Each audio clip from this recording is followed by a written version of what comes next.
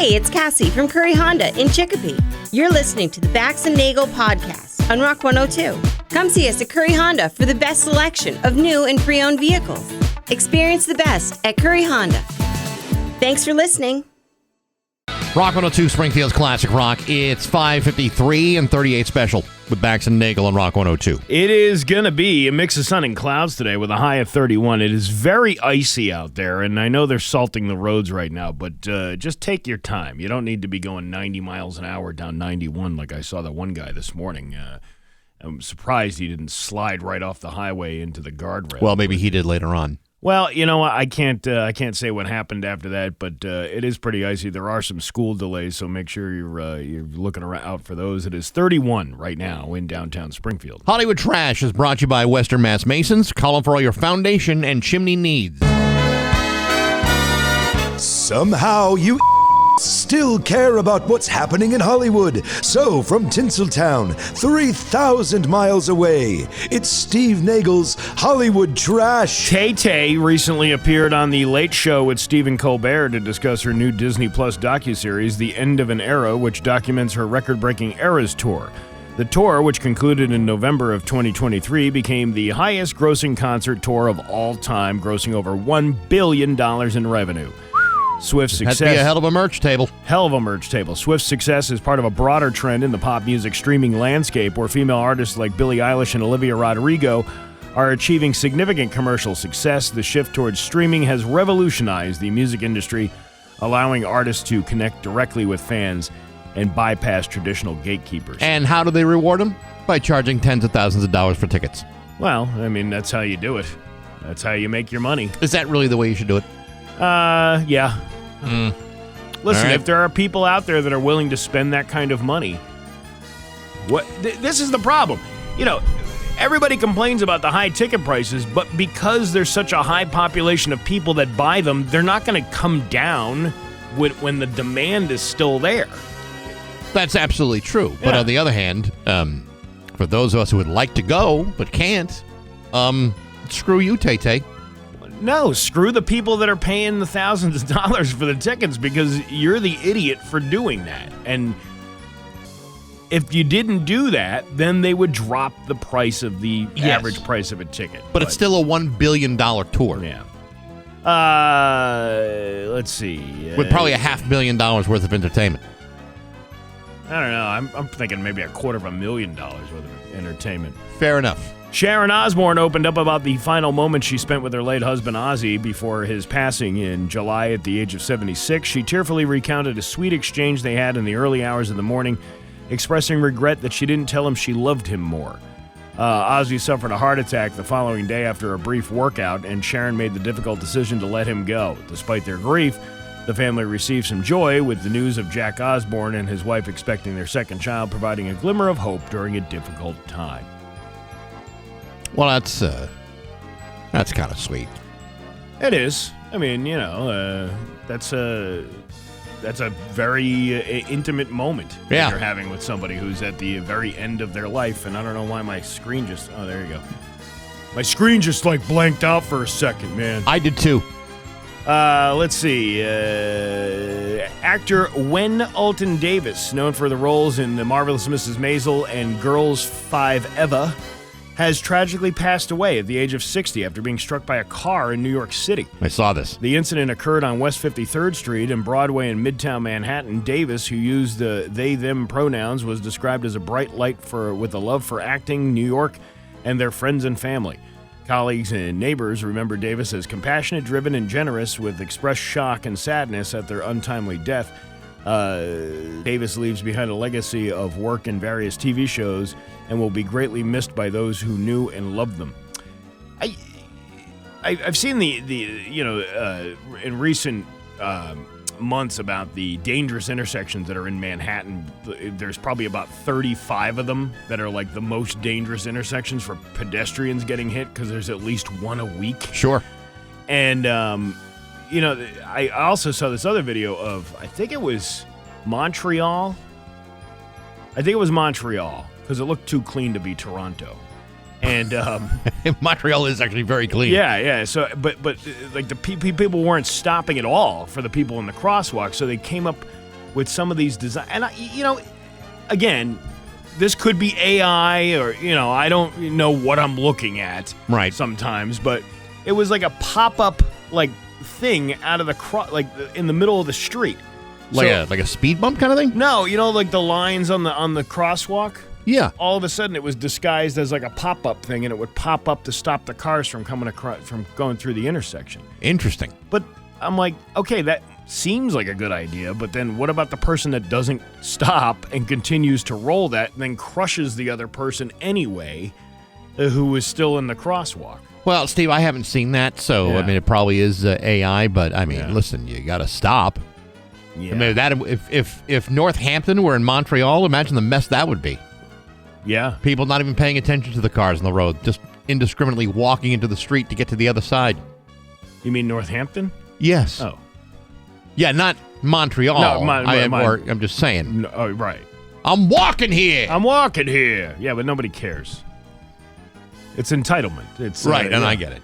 Cheryl Hines has opened up about the challenges she's faced with the Kennedy family after her husband, Robert F. Kennedy Jr., aligned with the Trump administration.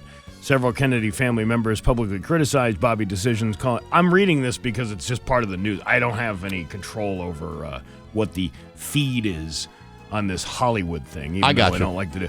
Hines expressed disappointment in the family's lack of support for her husband, but acknowledged the complexity of their relationships. Do you think it was?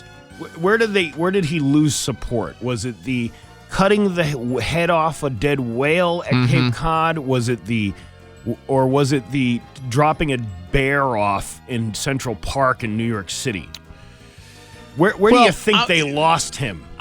He didn't lose me on the bear thing because at least they went to Peter Luger's, which is a good choice for steak in the city. But the whale head, I think, is probably for me what I felt a little bit disconnected from his point. I don't know, the brainworm thing and the Despite differing opinions, Hines received a range of reactions from the Hollywood community to emphasize the importance of respectful conversations on divisive issues. Man, imagine him talking dirty to her.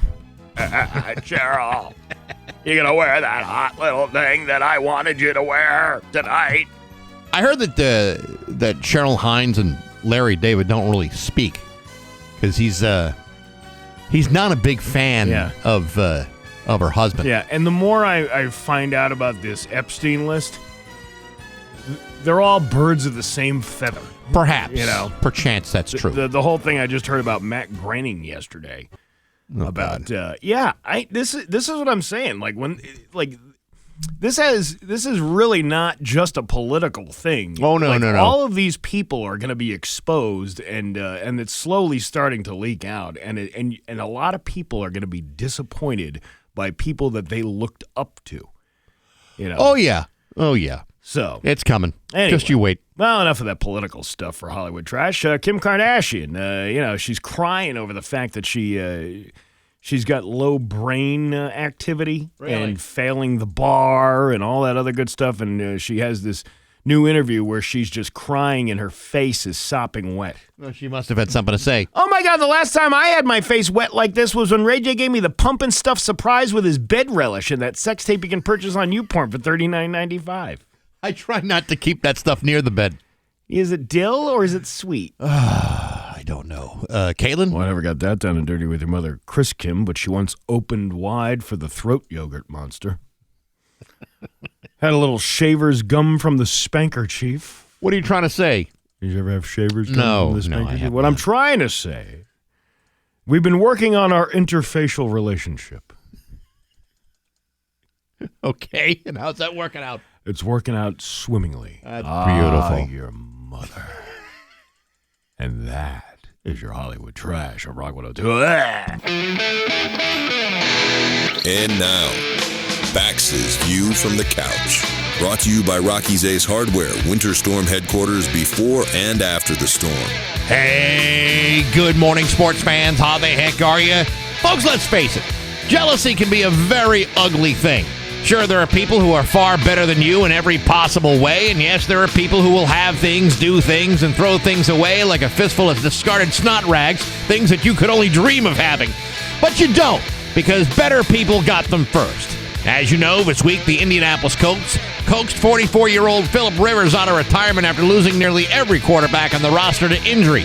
As of today, Rivers is on the team's practice squad but could be called to start on Sunday in Seattle. Now, I'm not particularly jealous of the guy, but that's because I have a reasonable understanding of my many limitations.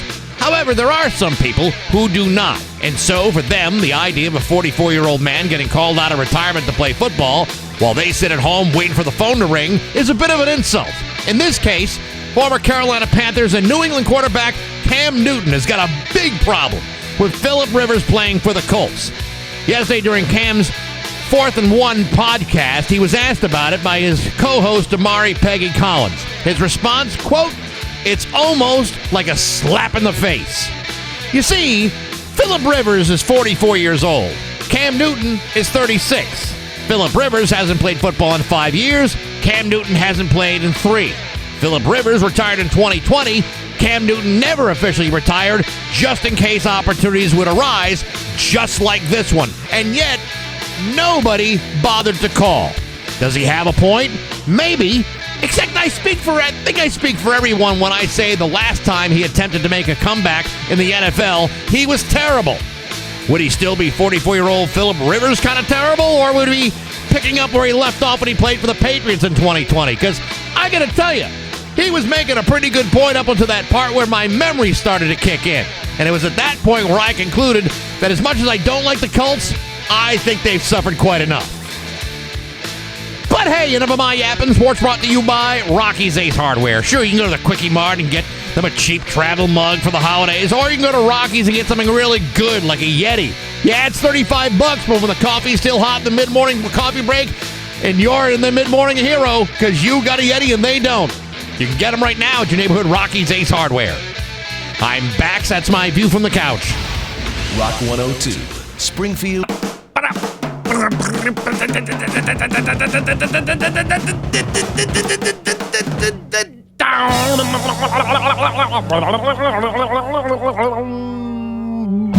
Rock 102, Springfield's classic rock. It's 6:15 and Led Zeppelin with Bax and Nagle on Rock 102. I like that toe tapping ditty. That's a good one. That's a real rocker, isn't it? Mix of sun and clouds today with a high of 31. It is 31 in downtown Springfield. Just be careful out there because there's a lot of ice that you cannot see. I believe they call it the black ice. You do not want to have a run-in with that patch because that's going to send you flying off into the median of the highway, and you don't want that. You know, and people, and I'm not pointing fingers or anything, but are not always that observant. Yeah. Was it the other day? Was it last week? I think you, me, and Marty were like outside for something, and I walked out the door, and there was a patch of ice, and you and Marty both said, "Whoa, whoa, whoa!" Yeah. I wouldn't have seen that patch of ice had you guys not said something. It just pops up on you. Yeah, you just got to be careful. And it was bright out. You know, like here's still a little bit dark. If you're out there, you're not seeing any of the ice. All of a sudden, you're fishtailing all over the road. Got to be careful out there. Because of my history, I've become a bit privy to patches of ice now. And this morning I went out and salted the sidewalk and on my walkway because. Obviously the kids are going to be going to school, and I don't want to be anybody slipping and breaking their ass. I mean, we've all seen those videos, and we all know what they're like. And the only thing that separates that from being viral is say like Tom Bergeron or Bob Saget introducing it, making funny voices. You know what? I should repost those videos. You know what, Steve? As a public service to people who are not paying attention to the ice, I think it's a wonderful idea. A couple of different things. This morning, well, first of all, I love seeing the man behind the curtain, like when how things are made, how things are done. Mm-hmm. I always want to know the truth. I always want to know how they did that. And I've been doing it for years with like TV shows, reality shows, realizing a long time ago that all of these are staged. They're not. No. They're all based on reality. No, they're not. They're all embellished and whatever. But what was one thing that one time I was at Fenway Park and I saw them change the ketchup thing. The ketchup pump, and it was like I'm getting a look into like the changing of the guards and how this woman was taking the empty bag of ketchup and putting the brand new bag of ketchup in the pump, and I'm like, so that's what it looks like inside of there. Yes. This morning, as I come off of 91, right by Belize, the one on Columbus Avenue there, the one that's going south. Yes. Whatever. It's West Columbus Avenue? Is that? Wait. You're asking the wrong guy. I don't know. It's the southbound. It's southbound 91. You get off, and there's the Belize there by the intersection. Now, there's always like a bag hanging from that like sign there. There's like a street sign there or some sort of road sign there. And there's always some sort of bag there indicating that somebody's standing out there eventually at some point, probably looking and that's their bag. That's one of their bags. Or maybe it's the trash bag, the community trash bag for that intersection. And, I've seen several people out there during the daytime panhandling. Sure. For money. But this was the first time that I pulled up on that intersection and I actually saw a guy writing out the sign. Like with the Sharpie and the cardboard. Oh yeah, they changed their signs. Huh? They switch signs out, like trying to promote a new message, like we'll work for food. Well, or I had never, I'm down in my luck, or I need money for hookers and booze. That thing. Yeah, something like that. I think that's how they. Well, I don't know what he was writing, but he was writing, and he was sitting there on a little bucket. Mm-hmm. And he was writing out the sign, probably like, hungry, homeless, whatever. Sure. Sitting there. I just thought that, well, this is how things are made. Like, I was just, I'd never seen that process happen before. You only see somebody panhandling with the sign. You never see the sign production. You don't know what goes into the printing of the sign. Yeah, this isn't like Ace Signs making the signs for these folks. This is... it's homemade. So I thought there was like a store where they go and they pick up this. Hey, do you want a homeless out of work, or do you want a hungry?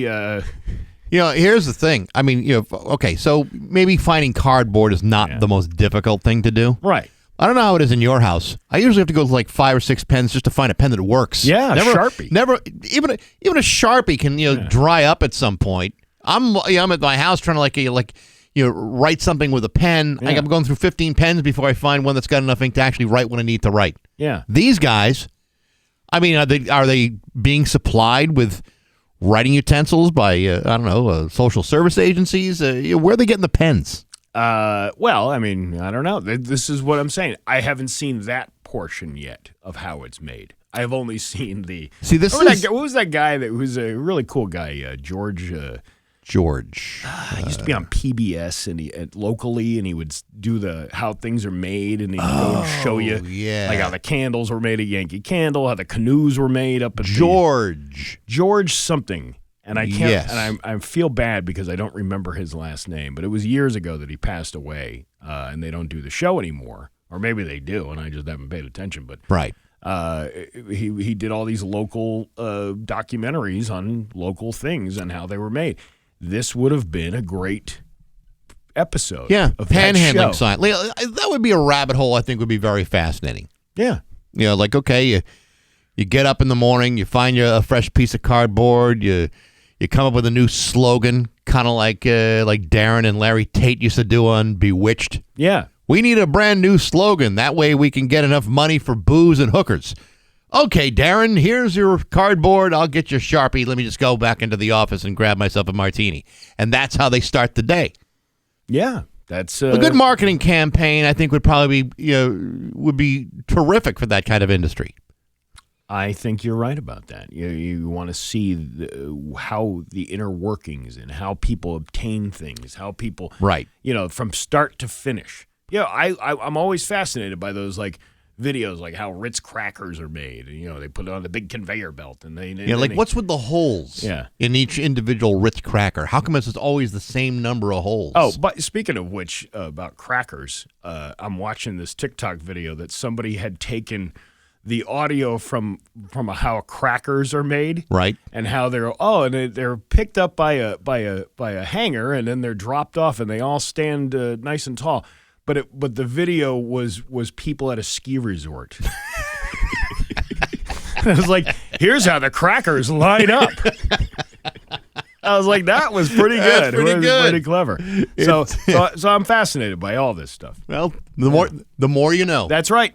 It's 6:23 on Rock 102. It's 26 with Bax and Nagle on Rock 102. The forecast, since Liam didn't send it in time, is going to be a mix of sun and clouds with a high of 31. It is 31 in downtown Springfield. You know, Steve, my guest this week on Baxy's Musical Podcast has been Derek Ogrodny, the owner of Heavy Medication Records out of Poland. Fascinating story about a guy that left his hometown of Chicago about 30 years ago, and he became this major entrepreneur of entertainment, not only working with MTV Poland, but brought Nickelodeon and Comedy Central to Poland. Really fascinating interview. Next week, my guest is Rick Hughes from the Canadian metal band Sword. He's got his second solo album out. He's getting help from all kinds of people, including Robbie Krieger from The Doors, Brad Gillis from Night Ranger, Tommy Aldridge from Whitesnake, Rudy Sarzo from Quiet Riot. It's actually a really cool record and really neat guy. That's coming up on Monday on Apple Podcasts, SoundCloud, Spotify, the Rock 102 YouTube channel, rock102.com, and on the app, all brought to you by Metro Chrysler, Dodge, Jeep, and Ram Chicopee and Rock 102 Springfield's Classic Rock. All right. Okay? All right. You ready to laugh? Yes. Let's laugh. It's Bax and Nagle's Joke of the Day I'm funny how? I mean, funny like I'm a clown, I amuse you, on Rock 102, I make you laugh. Springfield's Classic Rock. So a man walks into a bar, Yes. right, and says to the patrons, I'll make you guys an offer. I have here something in my pocket which I'll show to you, and if you agree that this is the most crazy thing you've ever seen, you pay me a drink, otherwise I buy a round, okay? Okay. Everyone agrees to the deal. He pulls out a 10-inch tall man, and he puts it on the counter, and the little man says, Hello, everyone. My name's Rick Ashley, and I'd like to sing you my smash hit, Never Gonna Give You Up. And he starts singing just like the real thing, and all the patrons are astonished and agree that this is the craziest thing they've ever saw, and they start buying this guy drinks, right? Right. So while he's having his drinks, the bartender comes over to him and says, Wow, that was crazy. Where did you get him from? And the guy goes, Well, down the street, I was passing by a graveyard when I saw a mysterious light shimmering between the graves. So I went in there, and I turned out to be a fairy, and she said she grants one wish to everyone who finds her. Right? Yeah. Maybe if you hurry up, she's still there. So the bartender runs outside down the street towards the graveyard, and indeed the fairy is still there. He says, is it true that you grant one wish to everyone who finds you? And she goes, Yes. What do you want? Oh, I want 10 millions in small bills, right?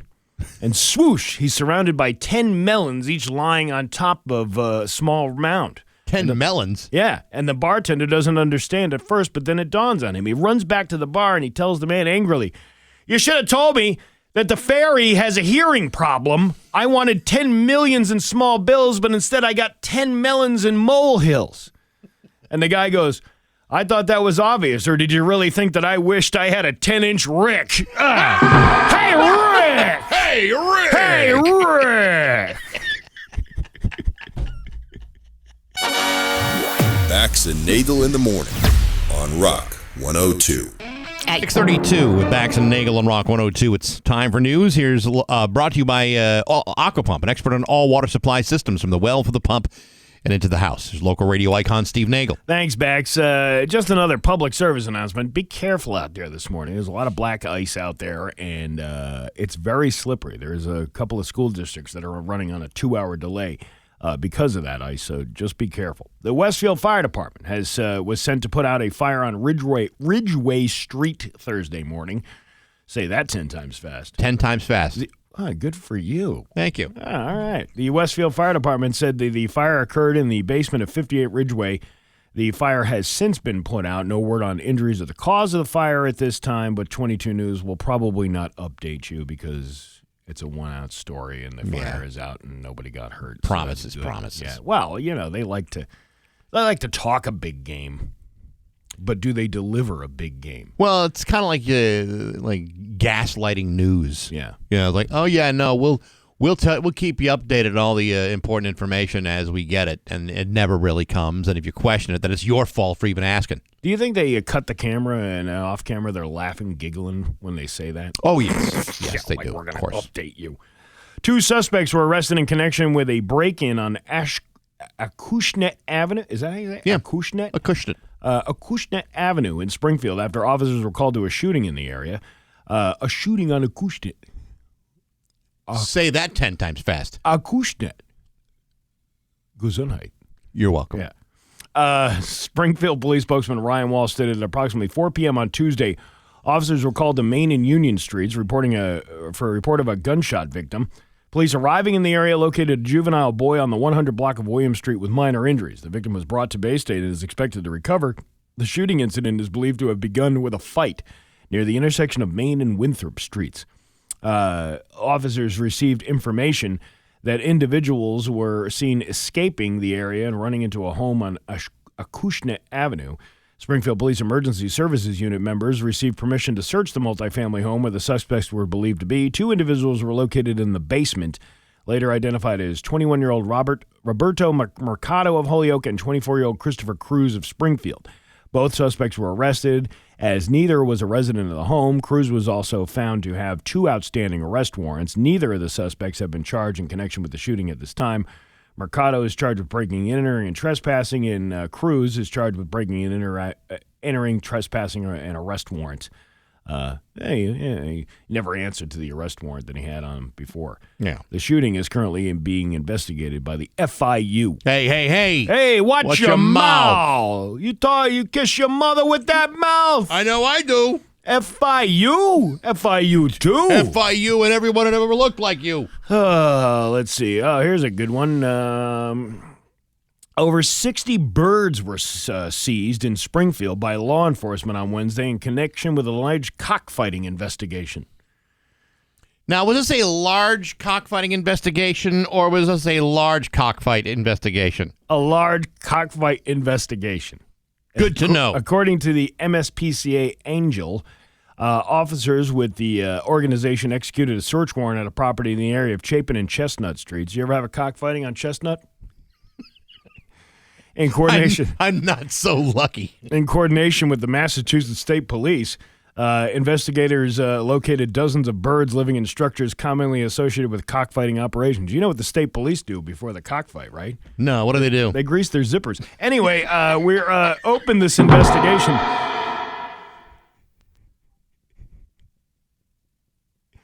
They're looking for the leaky balloon knot. We opened this. Yes. We opened this investigation several months ago after being contacted by state police, said MSPCA Director Chris Schindler. Upon executing the search warrant today, we found more than 60 birds associated with a suspected cockfighting operation, as well as paraphernalia consistent with raising and keeping of birds for the purpose of fighting. Little Jerry. Does little Jerry write bad checks too? He's bobbing, weaving, talking trash. Yeah, including sharp objects that are attached to the rooster's legs during the fights to inflict more severe injuries. Here's Razorfoot coming up to the plate. The birds were removed from the property and have since been brought to an undisclosed location where they will be held pending court proceedings. Can you really, when a wild animal comes bites somebody and like a rabid raccoon or something, Sure. they usually put that. Sometimes they kill the animal even though they don't know that's the one. So don't they euthanize the cockfighting roosters? To be honest, I haven't been involved in organized cockfighting in years, so it's hard for me to know exactly what happens to the participants if they're consumed with a bloodlust. Ooh, cockfight. Bagok. Cockfighting isn't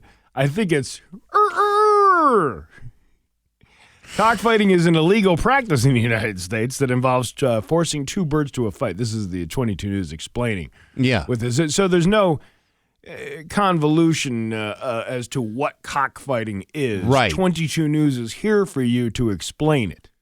So, let's just say, by happenstance, it's someone that doesn't understand the defining qualities of amateur cockfighting. Yeah.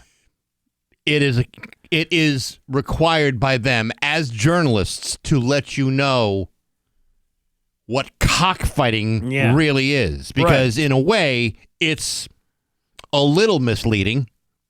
A little. Depending on, where you... I mean, these kids... This is the thing. I can't believe... These kids can't believe that they're allowed to use this vulgarity over there at 22 News. We can say that? They're probably laughing and giggling like little high school kids. Cockfighting. And Nick Oresco is like, fighting. Oh, whatever. The Roosters were at it with each other. Because he couldn't say it. Anyway, cockfighting is an illegal practice in the United States that involves forcing two birds to fight, often to the death, for gambling and entertainment. The MSPCA states that even when birds survive the match, they suffer injuries such as punctured legs, evisceration, broken bones, and eye damage. But other than that, it's completely normal, safe activity. There are guys playing in the NFL, can walk out with spinal cord injuries or knee injuries or, damaged brain tissue. Really the same thing. You know what? We should take some lessons from the cockfighting ring and put that into the football games. Wouldn't you like to see any number of your favorite football players wearing razor blades on their legs? Razor blades on their legs, or embedded into their wrists. Yeah. So you just smack a guy, all of a sudden he's twitching and bleeding on the ground. Yeah, you're right. That would make for a much better game. It's hard to state just how cruel and inhumane these kinds of things are, Schindler said. We're grateful to the state police for bringing this to our attention and working with us throughout the investigation. Those with information about possible animal cruelty are urged to call the MSPCA, and then they give the numbers on the website, but you can just Google that, I'd like to report a cockfight.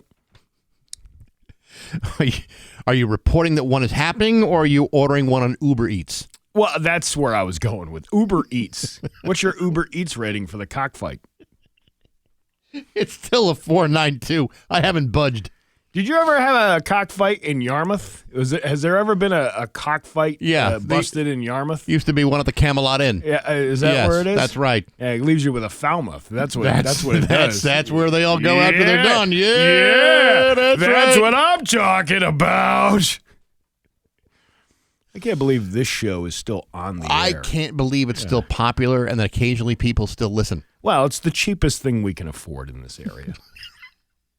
It's not entirely false. What else? I don't know. I should have ended with that one because now there's all this other bad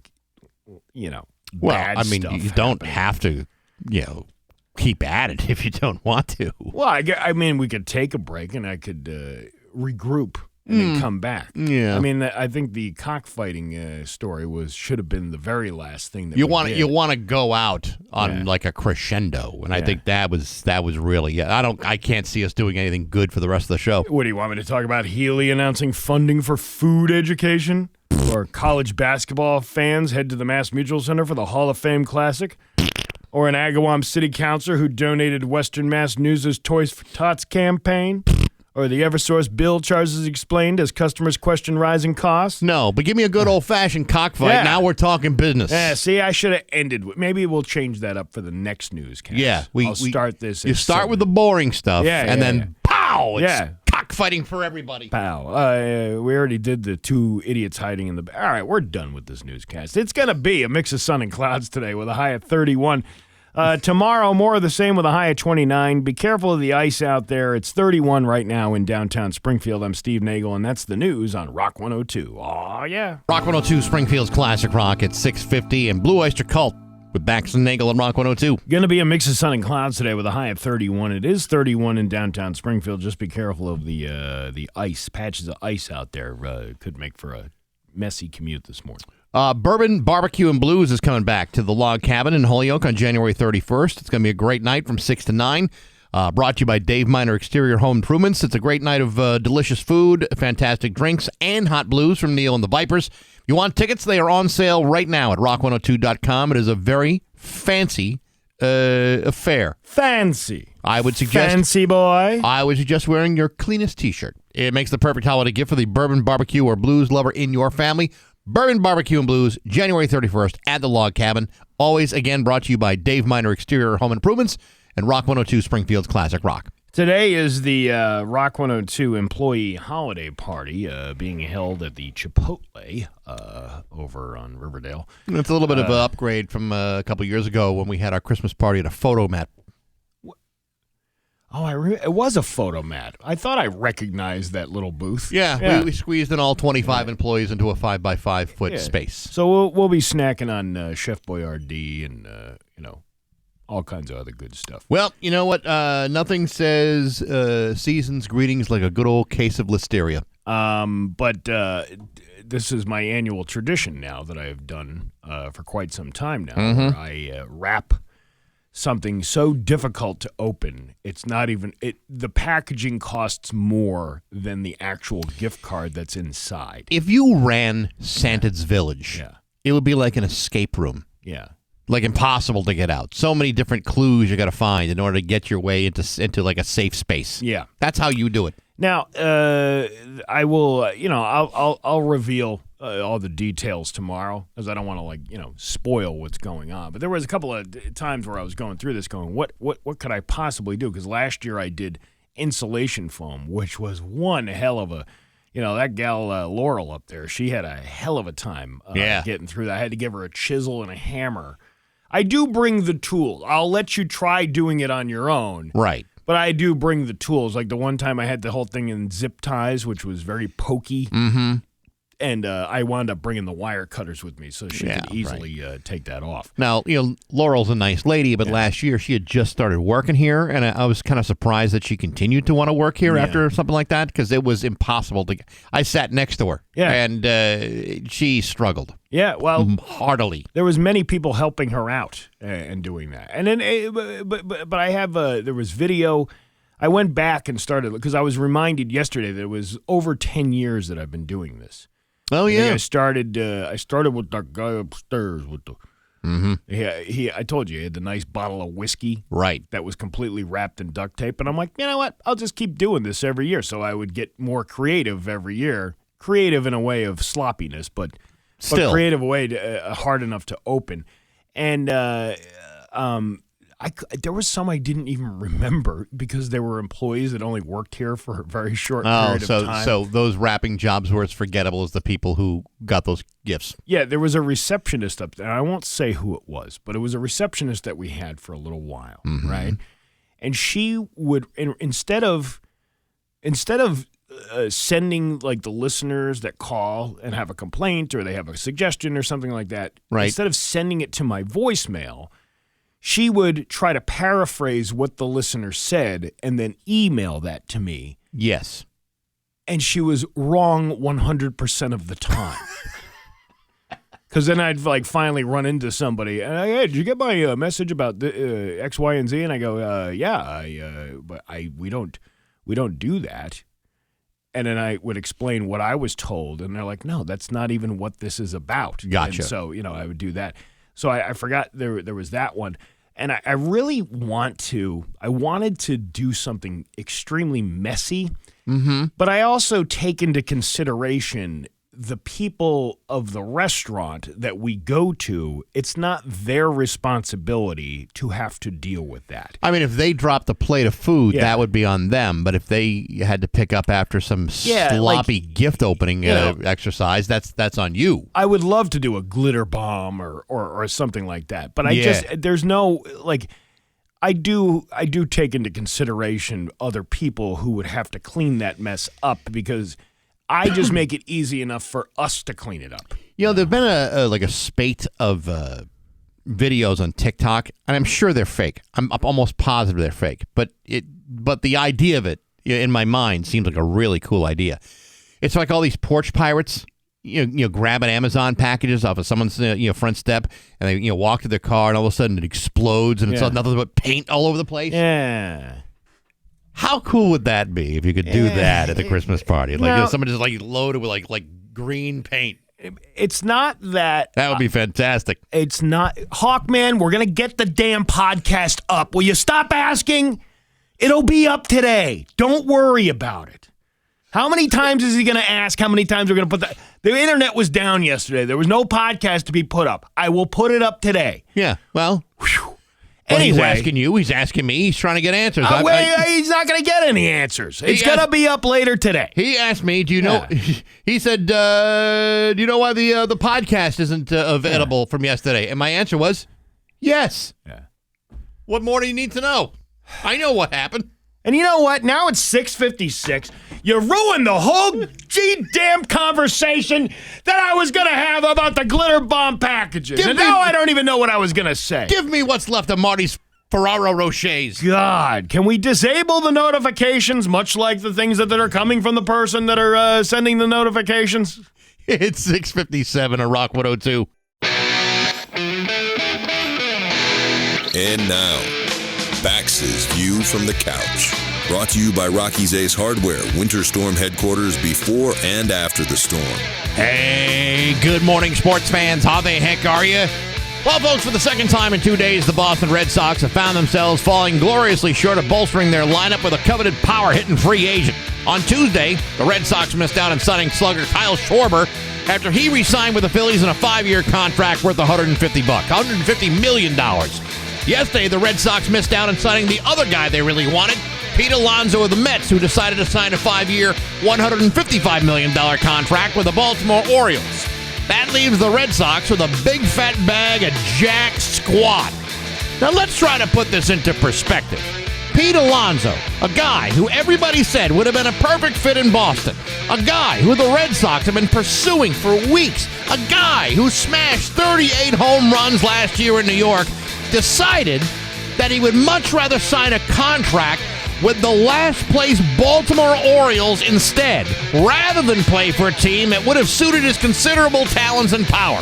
He chose instead to sign a deal with a team that sucks.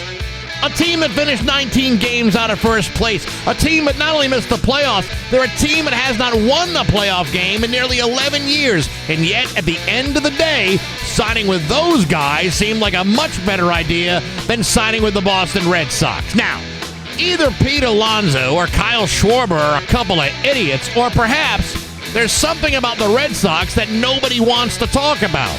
Even Alex Bregman, one of Alex Cora's best friends, chose to opt out of his Red Sox contract. Is that all a coincidence? Or is there something that we should know about? Because the last time I checked, the Red Sox money is as crisp and as green as everybody else's, and yet nobody seems to want it. How come? I don't know, but I'd be more than willing to take a few bucks off their hand if it's got nowhere else to go. But hey, enough of my yapping. Sports brought to you by Rocky's Ace Hardware. Why is Rocky's giving away a $10 gift card free when you buy a $50 gift card for somebody else? I don't know. I think maybe it's because you're kind to children and animals or whatever it might be. Either way, you get the Rocky's gift card deal. Buy a 50, get a 10 free. You're only going to find that at your neighborhood Rocky's Ace Hardware.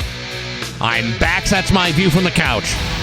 Rock 102, Springfield's classic. Rock 102, Springfield's classic rock. 7-Eleven and ZZ Top with Bax and Nagle on Rock 102. I'm sorry. I don't know if there's something on your lip or is it. Let me see. Now look. Yeah, it was a little. Well, no, it's the hair. It's the gray hair standing out among the darker hair. What are you talking about? There's like a little speck on your. Sheet. Let me look. Let's see my camera here. No, you're not. No. Let me look at me straight on. Yeah, maybe there was something on. I don't know. I think there was something on your cheek. You know, when I shave, I get this little thing right here. Yeah. Which is really kind of like it's like dark right in that little dark thing. Yeah. Right here, yeah, right in the middle, right know. under the nose. I don't want that perception. I've had the beard for a little while again, and it's gray. Yeah. And I know it ages my look a little bit. No, it makes you look distinguished.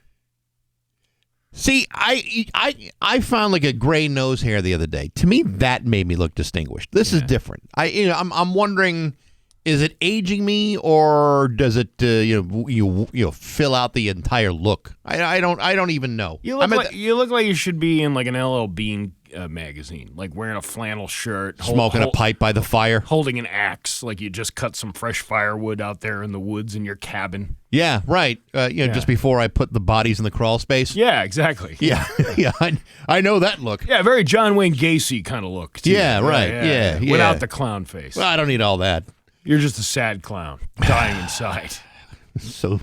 So true, Steve. So true. Anyway, be careful out there this morning. It's a little icy. It's 31 in downtown Springfield. Scott Zolak will be joining us in about an hour. We'll get loads of Patriot stuff to talk about since everything looks so rosy in their future. Well, we also didn't get a chance to talk to him last week either. No, we didn't. And, for whatever reason, today will be the day. And I don't know what to talk about. The Hawkman derailed my conversation about the office Christmas party, which is happening today. But I'll give you all the details on how that unfolded tomorrow, because it's the anticipation of the gift recipient trying to open it. You hear stories about company Christmas parties. Maybe.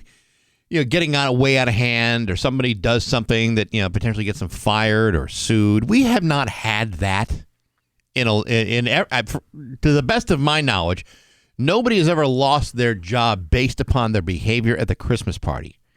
I would like to see that change. No. I would like to have a story to tell that lasts a lifetime, and. The reality is, it's not as much of a booze, like a booze-driven event like it used to be back in the day. Yeah. They restricted it, so now it's just employees. We're not bringing just 2 drinks. You just a 2-drink maximum for free. There's no more open bar. You can't bring a significant other anymore. You know how you can tell the real alcoholics? When they ask for your drink tickets because they know you don't drink.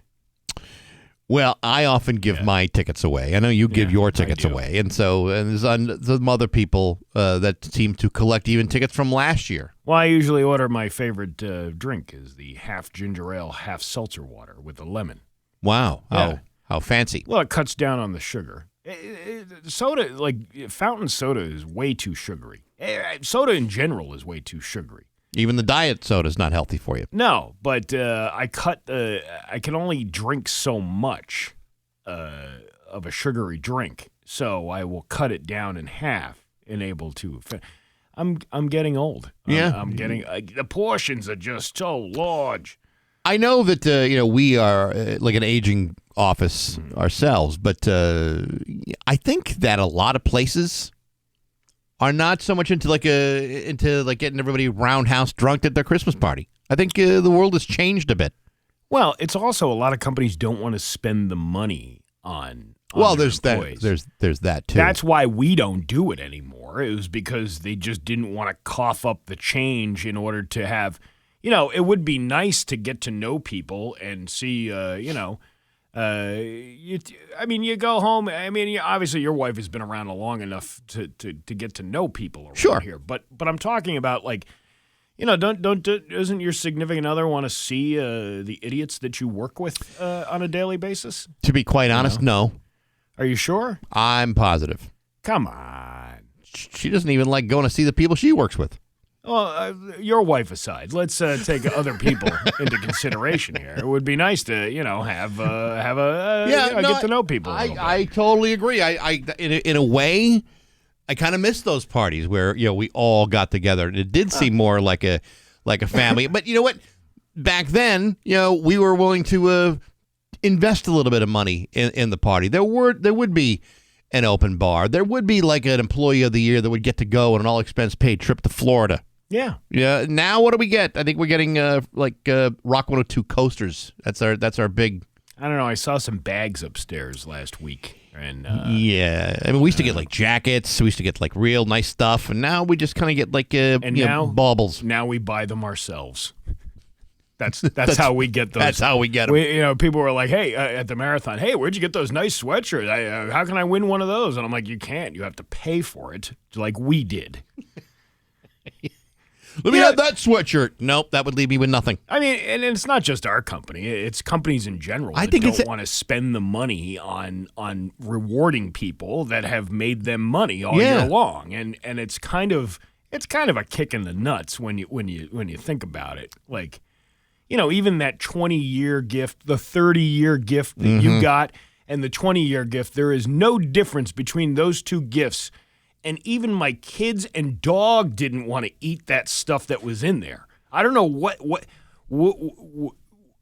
like who is thinking about that in a corporate office going, this would be a really great gift for someone who has dedicated 30 or 20 years to this company. And they send it to you in one of those boxes with the wood-burned logo on the side of the box, which is a nice box. I got a couple of those boxes. They're nice. And that's what I'm getting at. You have a couple of those. Yeah, and to be honest, the best thing about that gift was the box. That's what I'm saying. Like, my kid was like, "Can I have that box?" And I'm like, "Have at it, kid. Here you go." Listen, all I can tell you is there's somebody on the corporate level that's saying it's the thought that counts. Is it, though? Is it really the thought on the that corporate level? On the corporate level, but they're not really immersing themselves in what it's like to be an employee for said corporation. This is my stance in this. Yeah. Okay. Now I've been working for this company for 30-something years. Well, because it wasn't. I've been in this company longer than just here at Rock 102. A good number of years. Yeah. And if they were to skip my 35th anniversary and didn't give me anything, you know what? What? I'd be okay with it. Right, because you know that the gift isn't going to be anything worth boasting about anyway. Well, my point is, not even a watch. If they give me something on my 35th anniversary, I will appreciate at least the thought, but have no expectation that the thought is any good or useful. They could curtail these gifts. Like a digital watch would be perfect for a guy like you. Right. A phonics book would be a perfect, like some sort of learning thing to kind of passive aggressive, but also helpful in a way. So at least it's a helpful gift. What am I going to do with honey roasted peanuts that taste like they came out of a raccoon's what? Steve, I don't really have an answer for you because I was only able to hold down one of them. But nevertheless, it's the thought that counts. And I've got a nice box which holds a lot of my very special junk and stuff that I've never bothered to throw away. I appreciate the box. I see differently than you do on that opinion about the thought that counts. See, but I'm not going... Because there seems to be no thought put into that other than, somebody's celebrating an anniversary. Get that sheet out with the... is it going to be a box of crap number 1 or a box of crap number 2? I'll tell you what. If they really wanted to scratch me where I itch, send me a box of 2-ply toilet paper, which is something this building hasn't seen in about a dozen years. Only when the CEO came to visit that time. That's right. We got the stuff, the extra thick stuff with the lotion on it, makes your butt feel so nice and everything. Oh, yeah. Fantastic. We haven't seen that in 12 years. Well, things need to be changed around here is what I'm saying. Well, Steve, we are going through our changes, and things are happening around the building and around the town, and at some point we will say goodbye to this building. And then at that point, then you can say, well, you know what? Maybe I wouldn't mind a box full of terrible treats. Yeah, it would be nice to have a terrible box of treats every once in a while to break things up. I don't know. It's just so disheartening sometimes. Steve, you set your expectations too high. What I'm saying is, if you have no expectation, they can't possibly be shocking or that distressing. The gifts from the Secret Santas, which people in this building had to pay for, are way better than the gifts that were given to you by a multi-million-dollar corporation. That's right. That's right.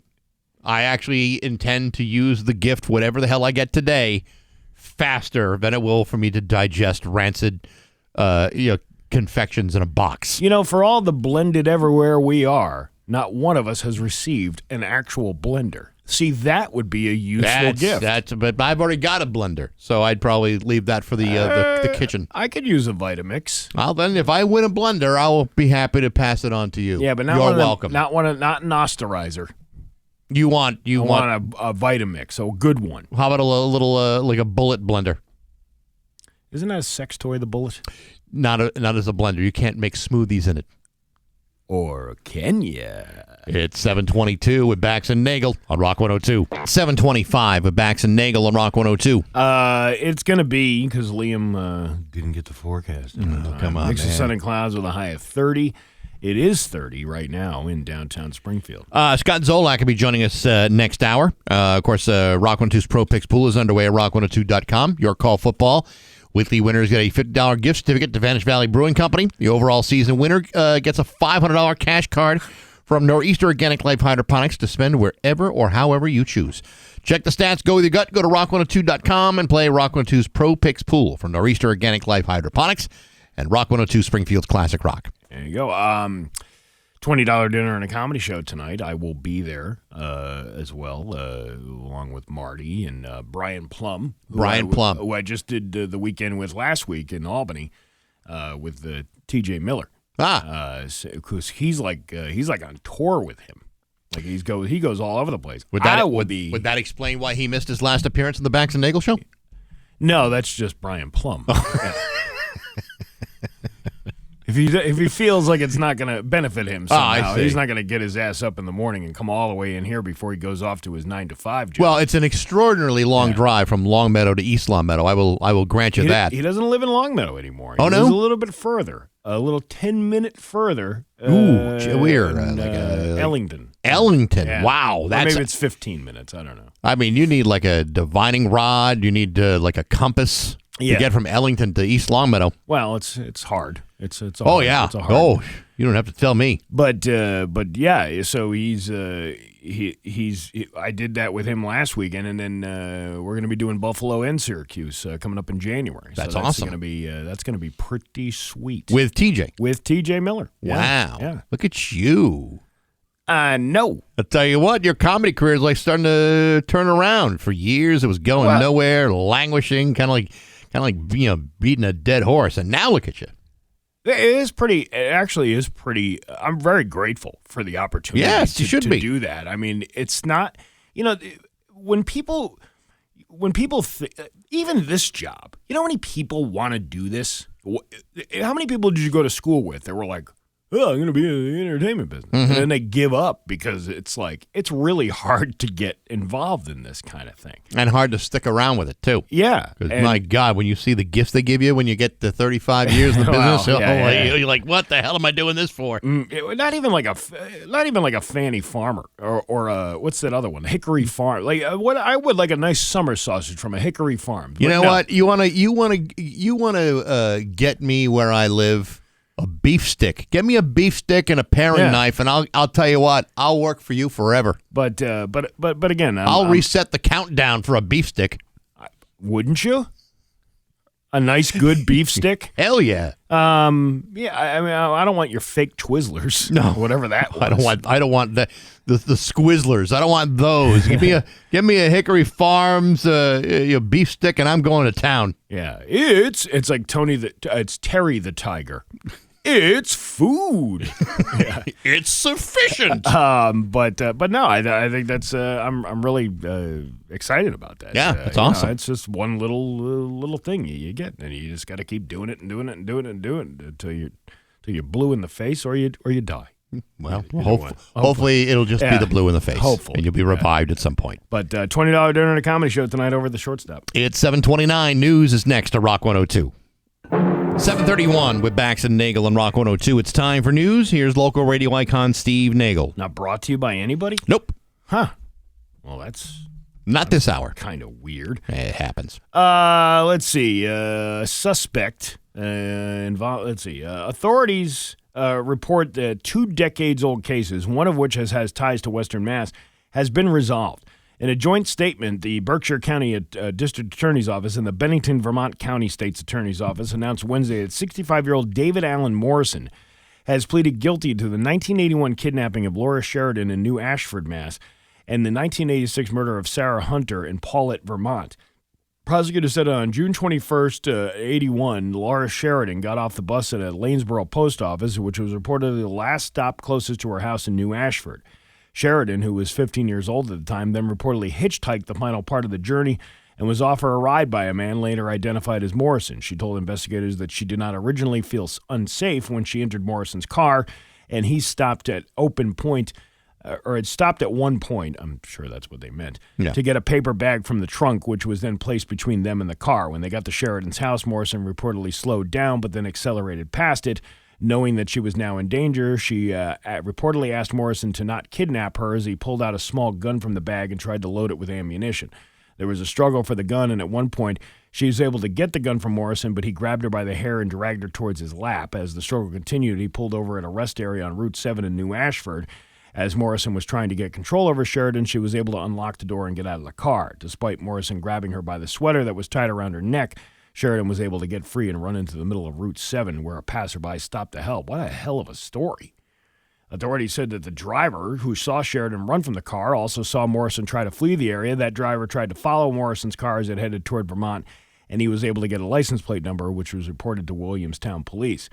Then in mid-September of 86, 32-year-old Sarah Hunter was reported missing by a coworker at the Manchester Country Club in Manchester, Vermont, after she didn't report to work. Investigators said Hunter went into a gas station at which Morrison worked to purchase cigarettes. When he took her by force, tied her up with a rope, and detained her at the gas station. Once he was done with his shift, Morrison reportedly put Hunter, who was bound and gagged, in the trunk of his car. He then drove to Danby, Vermont, where he murdered her. Her body was found in a wooded area November of 1986. Morrison had been a suspect in Hunter's murder and was charged with her death at one point. However, a mishandling of evidence by Vermont State Police led to the case being dismissed. In May of 2024, Morrison was indicted by a Berkshire County grand jury on one count of kidnapping in connection with Sheridan's kidnapping. He was then extradited on a governor's warrant on November 19th of this year to Massachusetts from California, where he was serving a life sentence with a chance of parole after 25 years. It's pretty amazing how they find these guys 25, 30 years or 40 years later at one point. Well, But, I mean, between the technology and people emerging and corroborating these stories, pretty amazing when what appears to be a cold case or a case that just has not yet been solved or that they can get done. I mean, it's just you couldn't have done this 10 years ago. Yeah. 5 years ago, you couldn't have done it with the accuracy you have now. It's amazing. There's always something coming out.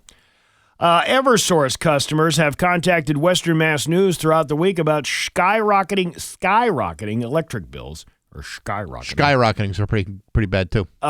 With concerns mounting since the start of the utility's new smart meter program. Viewers have expressed frustration about the cost in Facebook comments on recent Eversource stories, with some blaming Massachusetts Governor Maura Healey for the increases. Electric bills contain two main components, supply and delivery charges. Supply charges are based on the amount of electricity used, measured in kilowatt hours. The rate changes twice per year based on market prices. Delivery charges are more complicated, covering the infrastructure that brings electricity to households throughout distribution, operations and services, transmission, and public benefits. The charges are based on investment and maintenance of power lines, substations, and equipment to provide efficient and reliable service. But it's like, you know what? Why don't they send the bill with the confetti inside? Like the glitter, like, ta-da! Yeah. You think this is messy? Wait till you see our electric rates this year. It's kind of an insult, though, when you get the new technology in your home and all of a sudden, the utility will say, well, obviously now with the new system, we're getting a more accurate read on what you're actually using for electricity. It's like, well, I was probably using the same as before, but yet you still jacked it up 30%. But they're not telling you that. No, they're not. See, this is what I said, fine, you want to put a new smart meter in. I want to see the daily usage of what I'm using. Yeah. But they don't do that. You have to wait until, even with the new smart meters, you got to wait till the end of the month to find out the entirety of the month that you used. If you could prove to me that I'm using more energy this month than last month, okay, show me that. Am I using 30% more? Or am I using like 2% more? Probably not. I'm probably not using 30% more energy to light up my house. I have, the 1 year, the bill was like, holy crap. That was like before I got, what was it? Actually, it was the year after I got the Fujitsus, the heat pumps that are supposedly supposed to save you money. Mm-hmm. And it does save you money because you're not using oil heat as much. And at the time, oil heat was like over $4 a gallon, and that was getting costly. You're talking like $1,200 to $1,500 a month, depending on how much you're using in a big house with a baseboard heat. But those things are really efficient to heat the electric things. And with the solar offset, you're like, oh, okay, well, this should be a little bit cheaper. It's not because, first of all, when the solar panels get covered with snow and ice in the winter, you're not getting any of the sunlight that's generating your power that you need that you would get during the summer. I've had negative bills in the summer, which is nice. So you get like a credit for later on? Yeah, but that gets eaten up very quickly when you're talking about a delivery charge that is 4 times the amount of electricity that you use. That's what I don't get. The delivery charge question to me is like a real question mark. Because okay, what have you really done to make it more efficient? Because it's not more efficient for me to be spending 30% more on the delivery charge for the same service as I've always gotten. Now, if you send an employee out from Eversource with a crank handle and a generator outside of your house, that would be worth the extra delivery charge. Right. But since there's nobody dropping a package off at the front step. This isn't Uber Eats. No, it's not. They got their hands, if they are Uber Eats, then they got their hands inside the electric till, taking the money. I don't know. It just seems like a big giant waste. You see this box outside my house? See all those wires that are coming out the bottom of it? Yeah. That's the delivery system right there. That's it. You haven't done anything to fix my box or those wires. Where's the delivery charge getting upgraded from? Fix my box. That means 2 things.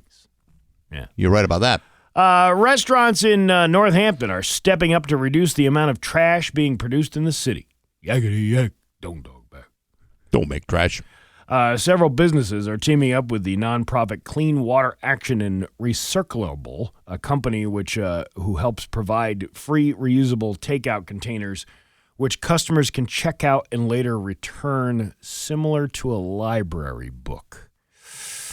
Ew. You want to use a takeout container that 500 people have used before you? I don't think that's No. Customers just downloaded the Recirculable app, and it will tell you where and how to return the containers free of charge. This helps eliminate single-use takeout containers that usually end up in the trash. This is kind of gross. I mean, if you don't return it, are you charged? I don't know. You probably pay a deposit on the container, but and I'm not going to name the restaurant. Who is it? Huh? What does it rhyme with? I won't even. I don't even want to go. What kind of food do they serve, and where are they located? Not fast food, but pizzas, wings, stuff like that. Sure. Right. And this place will charge you $3 per takeout container. $3. Now, I understand inflation, and I understand that there are rising costs of goods, and plastic goods are no exception. When you have like a takeout container, the price of a container goes from, let's say 70 cents or something, and now it's like $2, or maybe it's $1.70 or something like that. It went up by $1. Rising cost. Right. But you're telling me that if I sit down in this restaurant, eat, and then say, can I have a box for this to go? You don't charge the fee for that. Again, I understand rising costs, but why don't I just order something, sit at a table, and then and say, can I just have a takeout to-go container with it? I thought I was hungry, but I'm not. Can you just pour this soup in my hands and I'll eat in the car? Yeah. It seems, but now you're asking people to use reusable containers. Please. Even if you, the idea of even if you put put it through like some sort of hot wash or something like that. I don't know if I really like the idea of a reusable takeout container. Well, I mean, if you had like Gladware in the house, that's reusable, but that's going to cost you more than good old fashioned styrofoam container, which grows perfectly fine in nature. And here we were making fun of those people at the work release bringing their own containers. I think they were onto something. Well, if they think they had used the containers from the restaurants, they would have had to pay more than the $5 we were asking them for. No, I'm even talking about the days before we started charging the $5. You know. Well, those are the days of the old-fashioned New England freeloader. Let's see.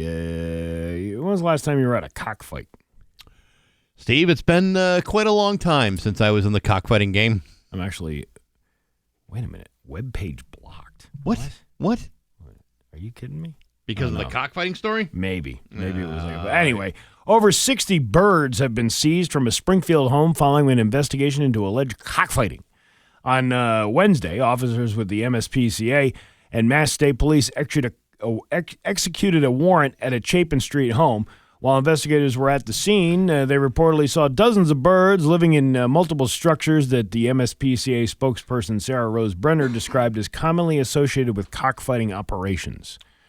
MSPCA Director Chris Schindler explained in a statement that in addition to over the 60 birds, they found paraphernalia that was, quote, consistent with the raising and keeping of birds for the purposes of fighting, including sharp objects that are attached to the rooster's legs to inflict more severe injuries. After the birds were removed from the property, the MSPCA said the birds were taken to an undisclosed location where they will be held while court proceedings take place. Brenner said that Wednesday's warrant was the first search warrant executed by the MSPCA related to suspected cockfighting since 2018. Schindler added, however, that it's not because cases of cockfighting aren't occurring in the Commonwealth. Rather, he explained, they're underground and clandestine. And it's so incredibly challenging for us to find them. We rely on people to recognize the signs that cockfighting may be happening and to contact us so we can handle it. The first rule of cockfighting club is that there is no cockfighting club. You don't talk about We don't talk about that. Club. Yeah. We don't want people, we don't want people having cockfighting on, coming out of their mouths. You know what I mean saying? Cockfighting, you don't want that. You don't. No. It can get a little sloppy. So true. Yeah. That's why I don't participate in it. Cockfighting, which is illegal in the United States, forces two birds to fight. Oh, is that what it is? Often to the death for gambling and entertainment purposes. Boy, do I feel like a dope. I was thinking it was something different. Even if birds survive the match, they often suffer severe injuries, such as punctured lungs, evisceration, broken bones, and eye damage. But other than that, it's a completely safe sport. Yeah, but you know what? The thrill of winning a championship makes that all worth it. Wednesday's search sting ended with at least... You ever have a sting in your cockfighting ring? No, I have not. With at least one arrest related to both narcotics and animal abuse. The penalty for such operations in Massachusetts could lead to significant fines and up to 5 years in prison. Wow. I told you, they had that big cockfighting ring in Yarmouth.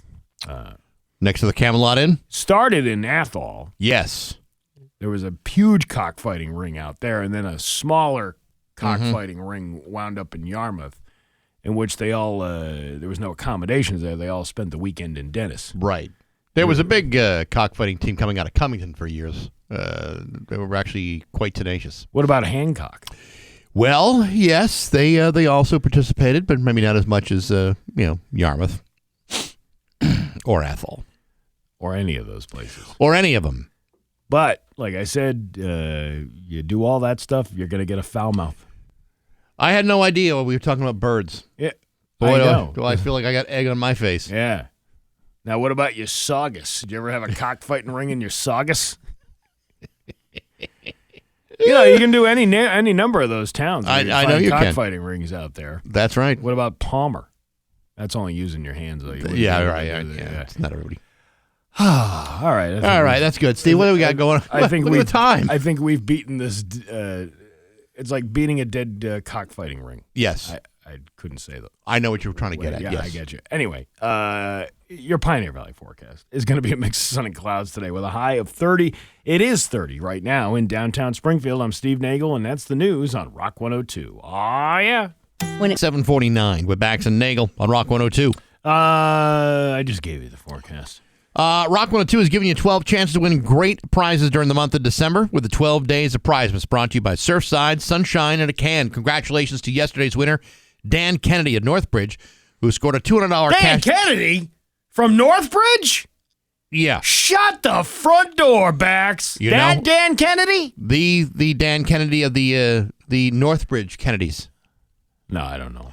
Anyway, he won a $200 cash card courtesy of Superior Rug. Pick A up $200 cash card courtesy of Superior Rug? Yeah, that's right. Shut the front door, Bax. You know, they got pickup and delivery options available, and he also wins a Surfside prize pack. A Surfside prize pack? That's right. Shut the front door. Sunshine in a can, Steve. Go to rock102.com and sign up, and every weekday through Tuesday, December 16th, we will give away a $200 value gift from one of 12 area businesses.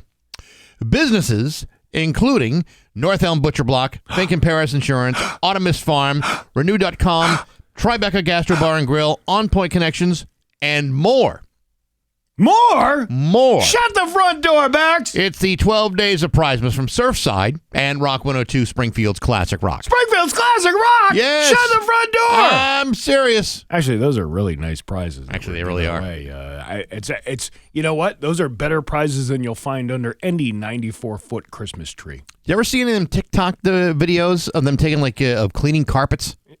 Cleaning filthy, gross rugs. It's disgusting. It's disgusting, but I mean, it's in a way, it's fascinating to watch. It's like, what's under all that grime? How did that rug get that way? Who doesn't clean their rug to look like a perfectly white rug goes into that shop like black, like it's been sitting in a mud pit for years, and yet they're able to get that thing clean. It's unbelievable how they do that. This place, if they want to do a demonstration, this place would be the place to come say, look how clean we can get your carpets. I have brought carpets there before. Yeah. And they do a very, very good job.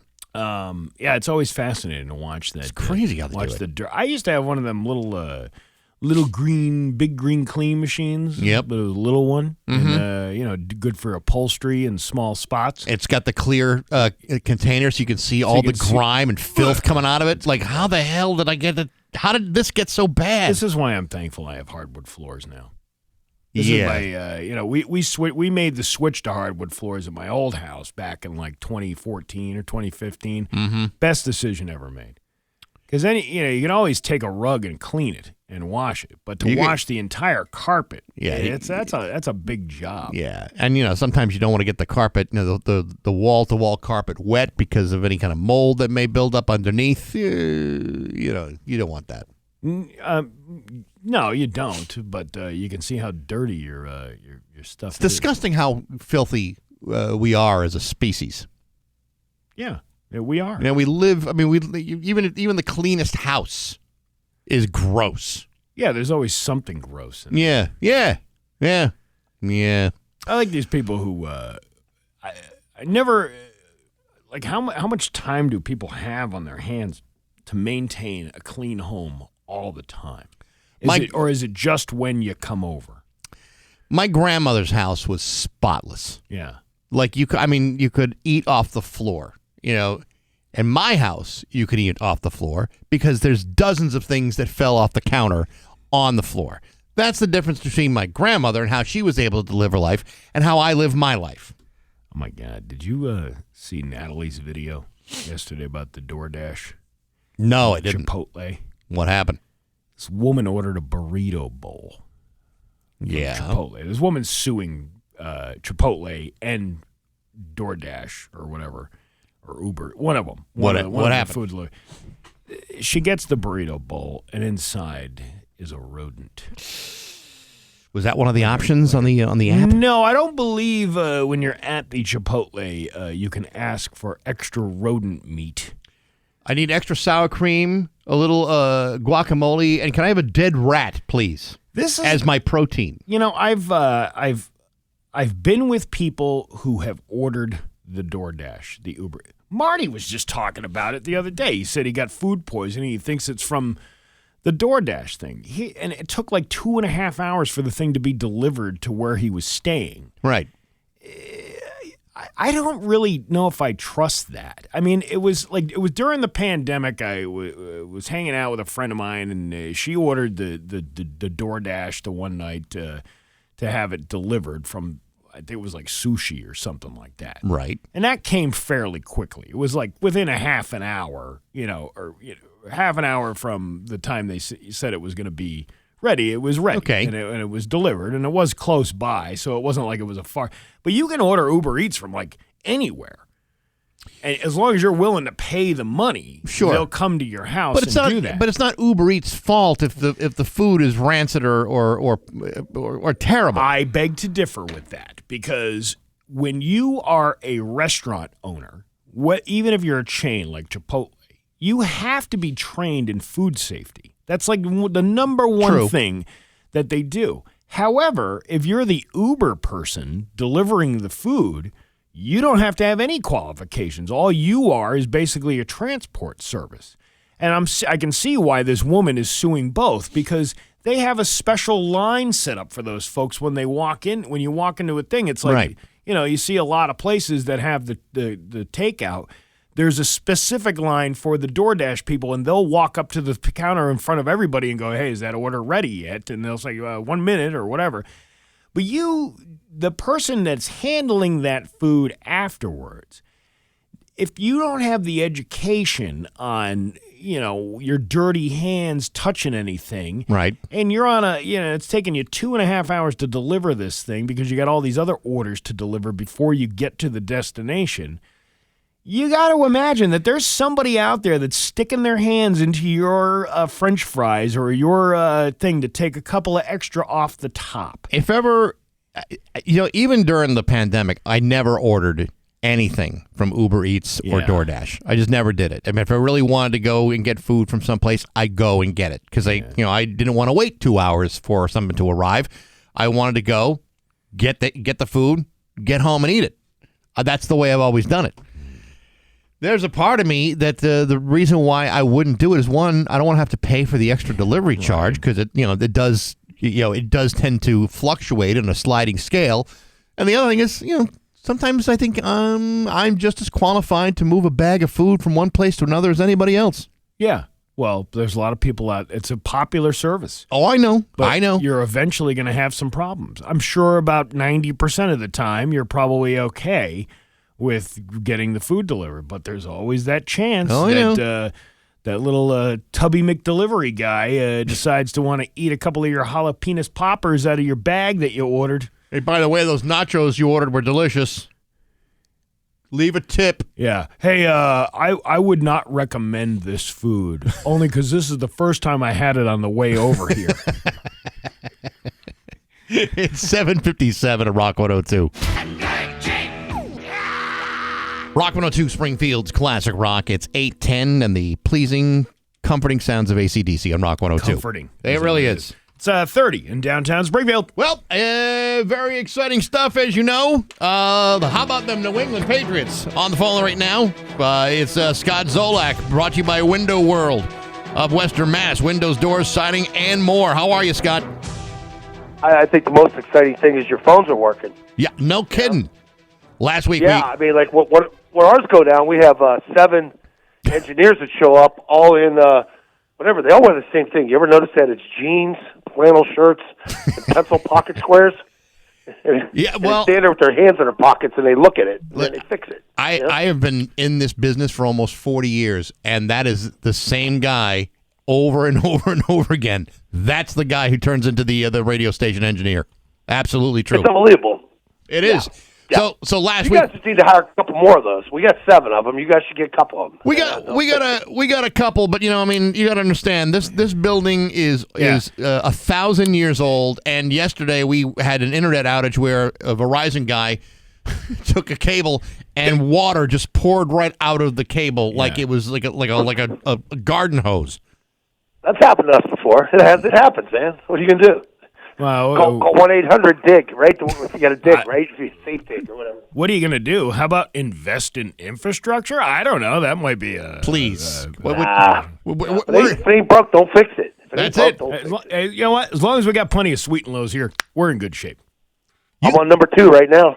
Dude, you should see how much free boxes of Sweet and Low Steve's gotten in like the last 2 weeks. He's got like 6 boxes. Yeah, I got them stacked all up here next to me. I told you Duncan hates when I walk in because I grab it right off the counter. And of course, nobody knows who you are out there, so I'm sure it's all very discreet. Yeah. Correct. So we got to talk about the Patriots here because this game against Buffalo, I think everyone's putting a big one. It's a big one. Everyone's putting a lot of investment and time and thought into this.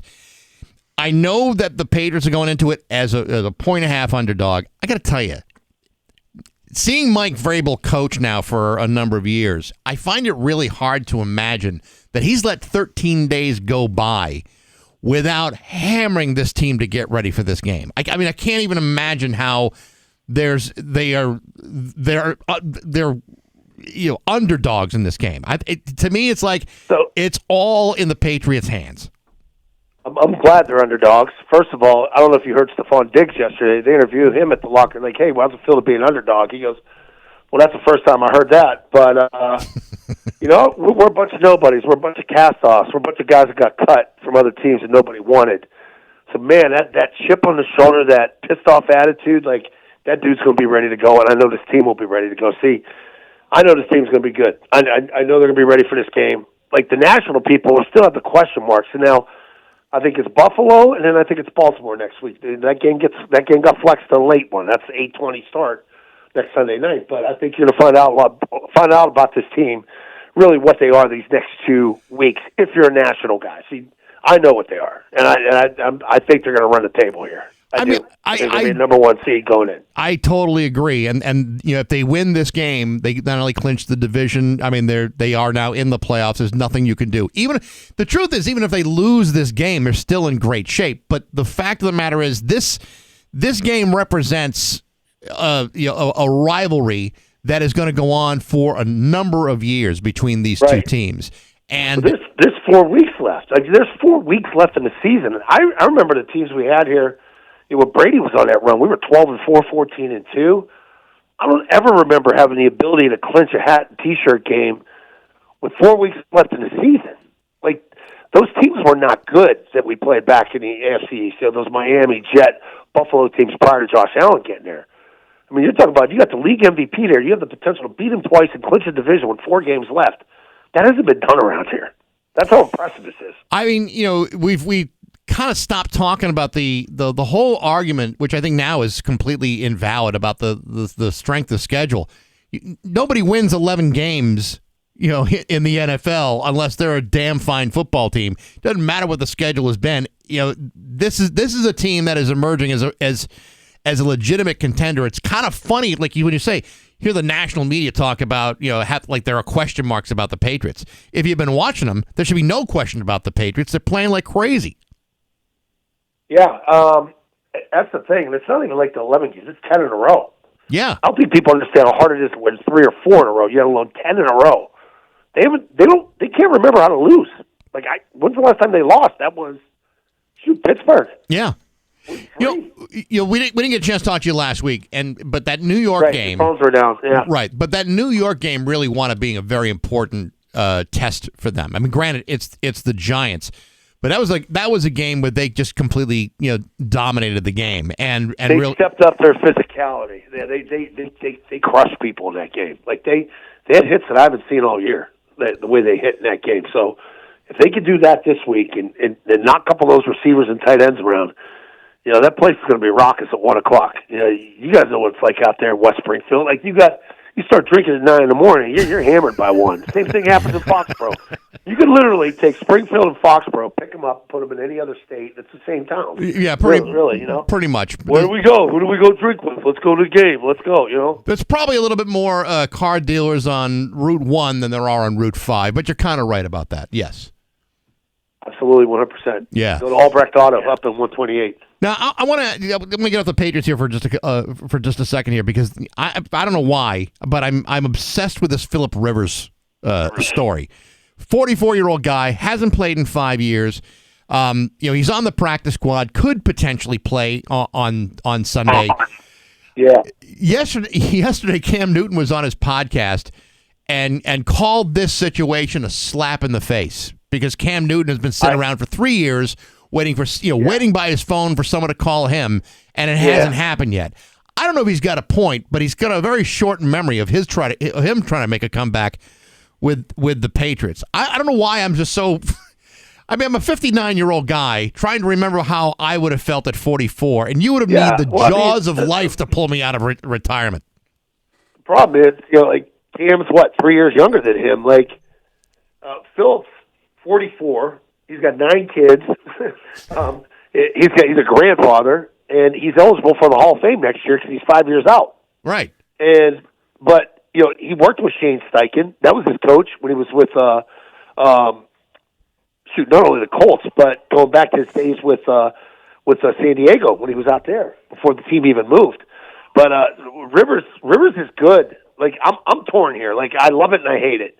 I hate it because I think it's a slap in the face to backup quarterbacks. Like if you're a backup quarterback, a second or a third year guy, you're fighting for your job. Like a Matt Castle when we first got him. Or hey, how about Brock Purdy? When Jimmy Garoppolo was starting out there. Yep. And Brock Purdy was the last guy picked in the draft. Third teamer, and that would be like bringing back an old, Steve Young to put him in a game instead of Brock. Like, when am I ever going to get my shot? It's not the way the league really operates, but I'm anxious to see how Phillip does because I was a Phillip Rivers fan. So I'm torn here. I think it's ridiculous for the backups, but. Hey man, if Phillip wants to do it, get out there. Like I'd worry about my Achilles if I were him. I worry about him being shattered like glass. That's what I see. He's already been shattered by glass. So how many times? Once you've been shattered by glass 13 times, the 14th doesn't hurt.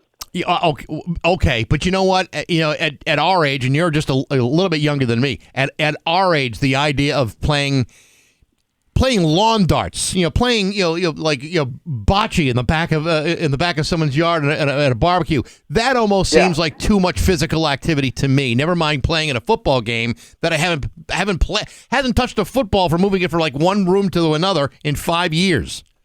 Hell's bocce. We used to have this game called lawn darts in Pennsylvania with real darts, like the metal darts at the end of these things. And my dad would sharpen them, and I could put one.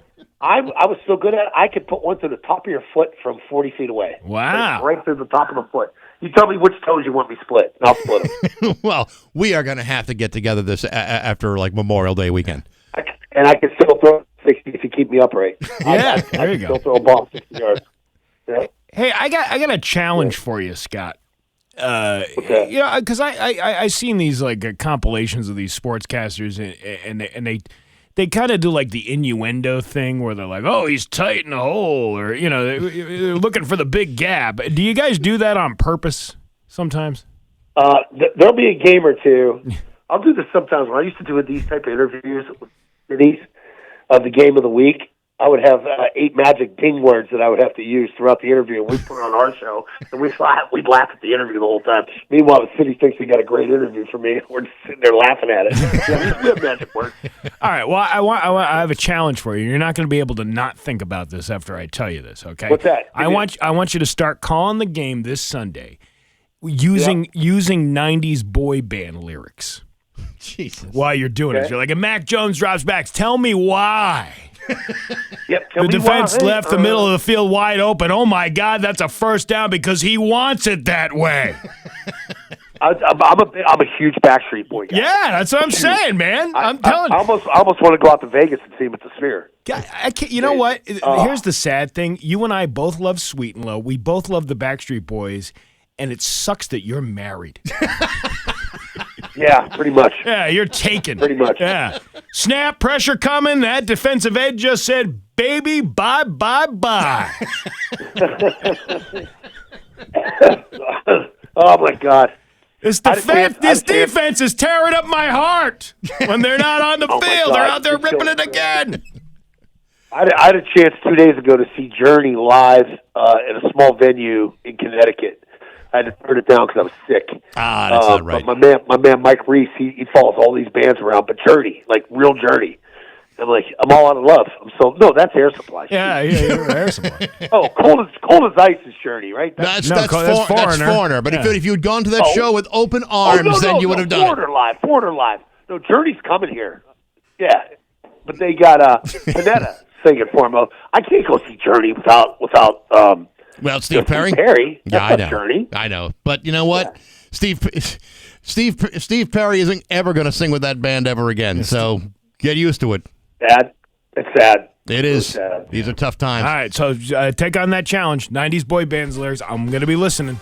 I'll be listening to them before the game. That's great. All right. There you go. All right. Scott Zolak, great to talk to you. We'll talk to you next week. All right, boys. See you next week. Let's go, Pat. All right, Scott Zolak. It's 8:22 with Bax and Nagle on Rock 102. Rock 102.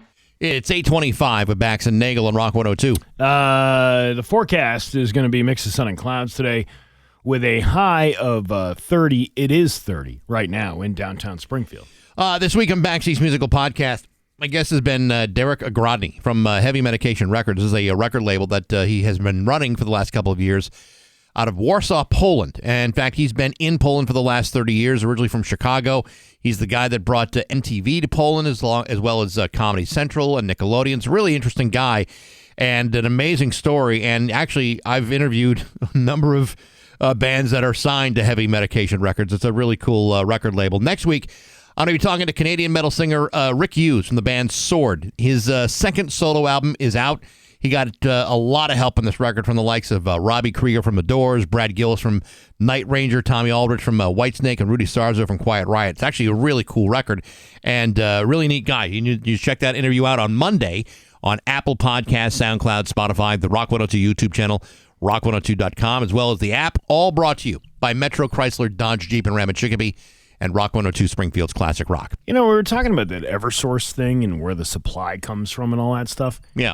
Somebody sent us on the Route 10 Tire listener line this EnergySwitchMA.gov website. You can switch your energy supply source. I don't get that, though. If the lines are all connected to one place, who's delivering? Like, how do they get? I don't understand that delivery thing. How can you switch a delivery person? Yeah. So it's all the same infrastructure, correct? It's not like they're going to hook you up to a different set of wires or a it's not pipeline. like some guy's taking a plug out and plugging it into the other hole. Like the outlet. Whatever. You know, I don't understand how a supply, if you're the sole company owner, yeah, how are you individually by home changing the supplier for each home if people have a choice to do that? I don't understand that. I don't know, and I don't know if the option of another supplier who's using the same infrastructure that you're paying for now is going to save you money if they've got to rent the space on the same infrastructure. Hang on, let me call the electric company right now. Hey, you guys! And nobody's answering. It's 8:28. News is next on Rock 102. 8:31 with Bax and Nagle on Rock 102. It's time for news brought to you by Aquapump, an expert in all water supply systems from the well to the pump and into the house. Here's local radio icon Steve Nagle. Thank you, Bax. Here we go. 2 suspects were arrested in connection with a break-in on Acushnet Avenue in Springfield after officers were called to a shooting in the area. Spokesman Ryan Wall stated at approximately 4 p.m. on Tuesday, officers were called to Main and Union Streets regarding a report of a gunshot victim. Police arriving in the area located a juvenile boy on the 100 block of William Street with minor injuries. The victim was brought to Bay State Medical Center and expected to recover. The shooting incident is believed to have begun with a fight near the intersection of Main and Winthrop Streets. Winthrop. Looking good, Winthrop. Looking good, Winthrop. Now, pork bellies, Mortimer. Isn't it? Wasn't it? Yes, Was it which makes bacon, the kind you would find in a bacon, lettuce, and tomato sandwich.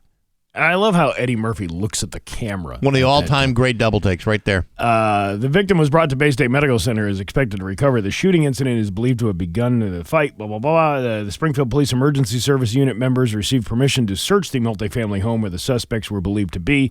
The two individuals were located, later identified as 21-year-old Roberto Mercado of Holyoke and 24-year-old Christopher Cruz of Springfield. Both are charged with a slew of charges and will be arraigned probably today. Now, do we know what these young fellows were arguing about? No. Yeah, like you got chocolate on my peanut butter, you got peanut butter on my chocolate. F you, no, don't you F you, me, you, that kind of thing. Yeah, no insult back and forth. Your mom wears combat boots, you're so fat when you sit around the house, you sit around the house. Oh, yeah, pop right there in the sucker. You know what? I wanted to share something, but I don't know if I have permission to share it, so I won't talk about it, but maybe after the break we can talk about insults. Insults? There's a friend of mine whose kids were insulting each other on a group text message. And, okay. It was very funny. It was very funny. You can always apologize after the fact. No, I don't want to. I want to get permission before I mention it. I wouldn't say who it was anyway. I would just want to say the back and forth was actually very, very, very well done. All right. Very well done. Okay. We're referencing Trading Places. You know what movie I watched yesterday? What? Delirious with John Candy. Did you ever see God. that? It was like one of the last movies that he did. I know one of the final decade he was alive, or he was. I know I've seen it, but I can't recall what it was. He's a writer for a soap opera, and he hits his head, and then all of a sudden he's immersed in the story himself, Yes. and he's writing the story. I vaguely remember it. And I think I haven't seen that movie in 30 years, but it was so fun. Like, I was laughing my ass off with that thing. He was a very funny guy. Candy was funny guy. Candy was unbelievable. But I also started watching Who's Harry Crumb again. That's one I could do without. Yeah. It was sort of funny. But it was we said this a couple weeks ago. Yeah. I would love to know the SCTV. if SCTV is streamable anywhere, because to me that was maybe one of the top 2 sketch shows in the world behind maybe Monty Python. But after that, it's all SCTV and nothing comes even close. Yeah, it's absolute genius. They used to have them on Comedy Central all the time. And then they stopped. And then I don't know what the hell happened. Can you find clips on YouTube? You can, but you can't. I don't think you can find like full episodes.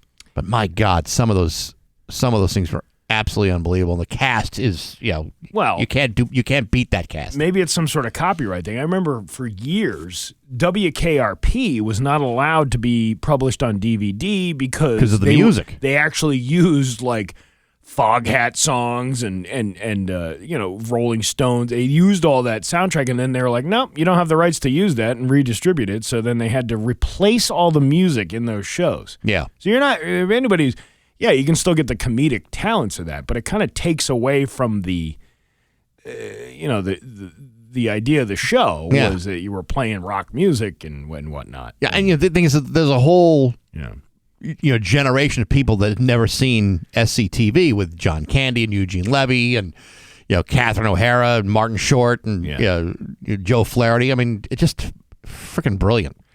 A woman from South Windsor faces a harassment charge after police say she flipped off a man and texted him messages to kill himself. Police identified the woman as 38-year-old Lauren Haberburn, Haberburn, Haberburn. Haberburn was arrested on Wednesday and charged with second-degree harassment and violation of a protective order. Police said the charges stemmed from a domestic incident that happened last month. According to officers, Haberburn drove by the victim's home, honked her horn, and stuck out her middle finger at him. They said that violates the protective order.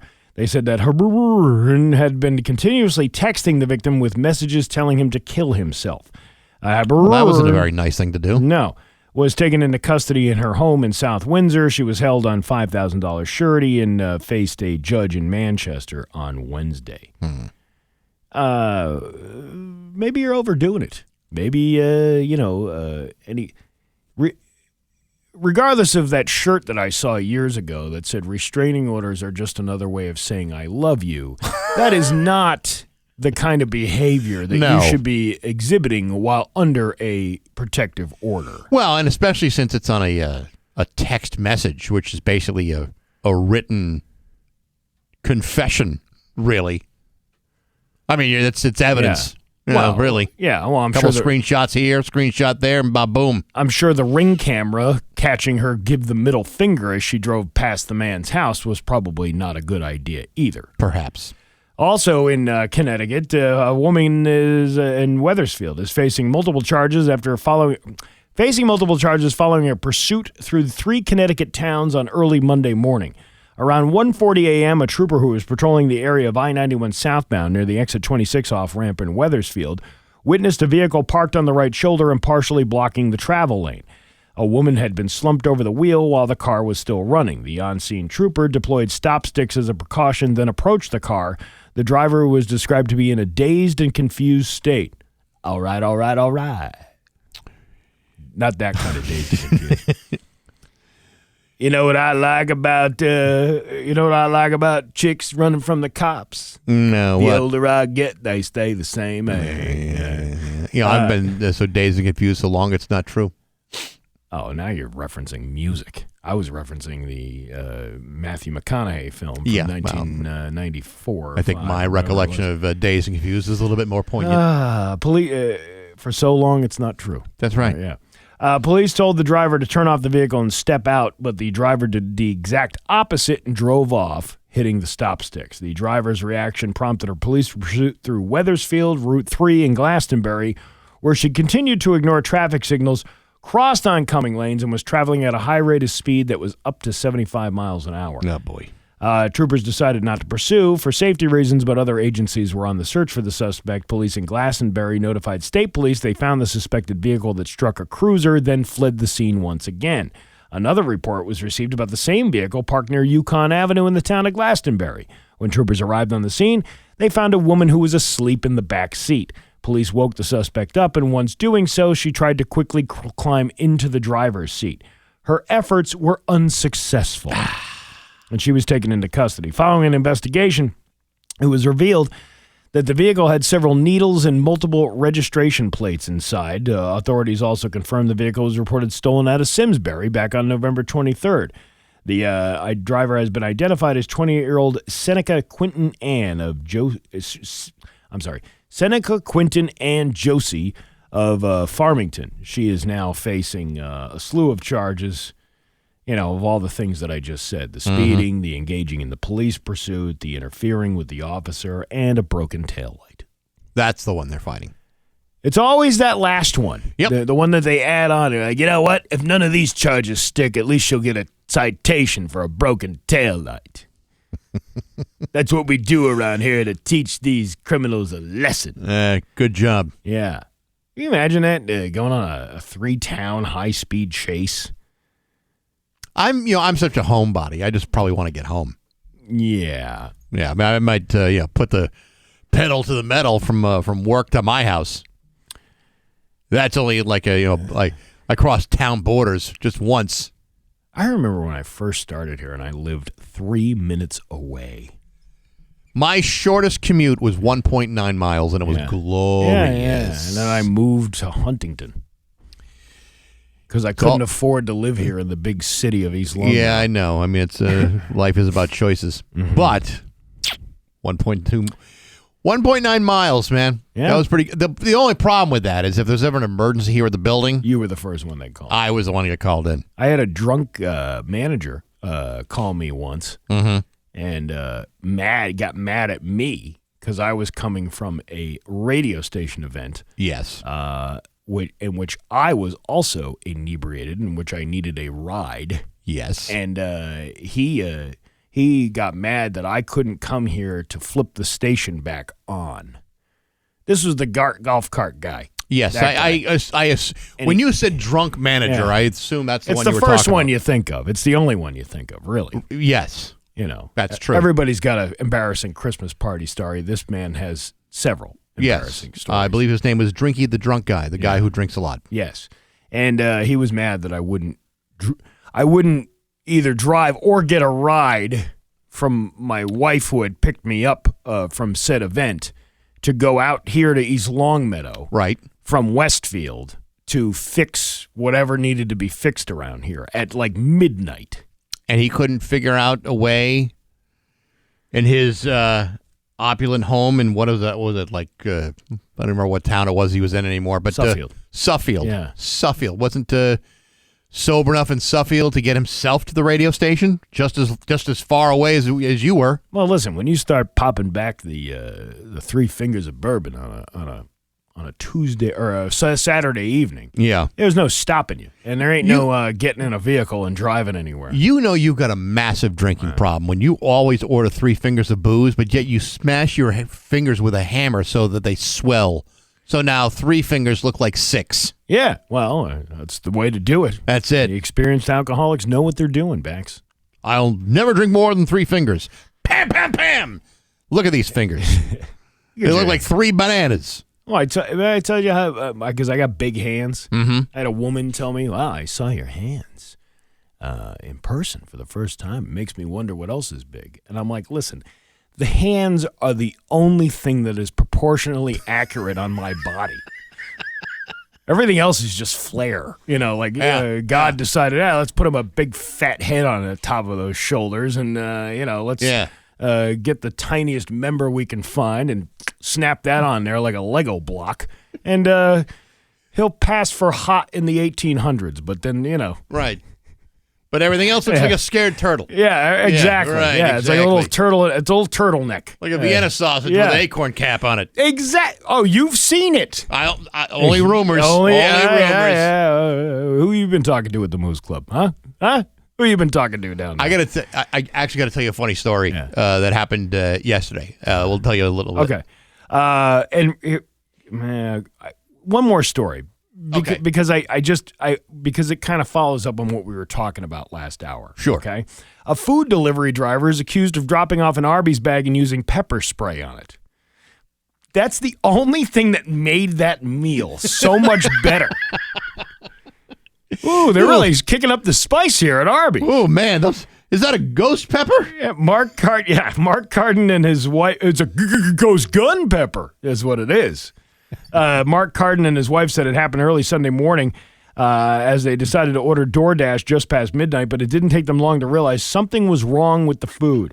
I noticed my wife had started eating and she started choking and gasping after she had a couple of bites of her food. That everybody does that at Arby's. I was going to say, how do you distinct the difference between what is bad Arby's food and what is good Arby's food? Listen, the pepper spray was probably the most delicious thing in the whole sandwich. Carden said he started to check the food a little closer. I had a look in the bag and saw there was some kind of spray or something.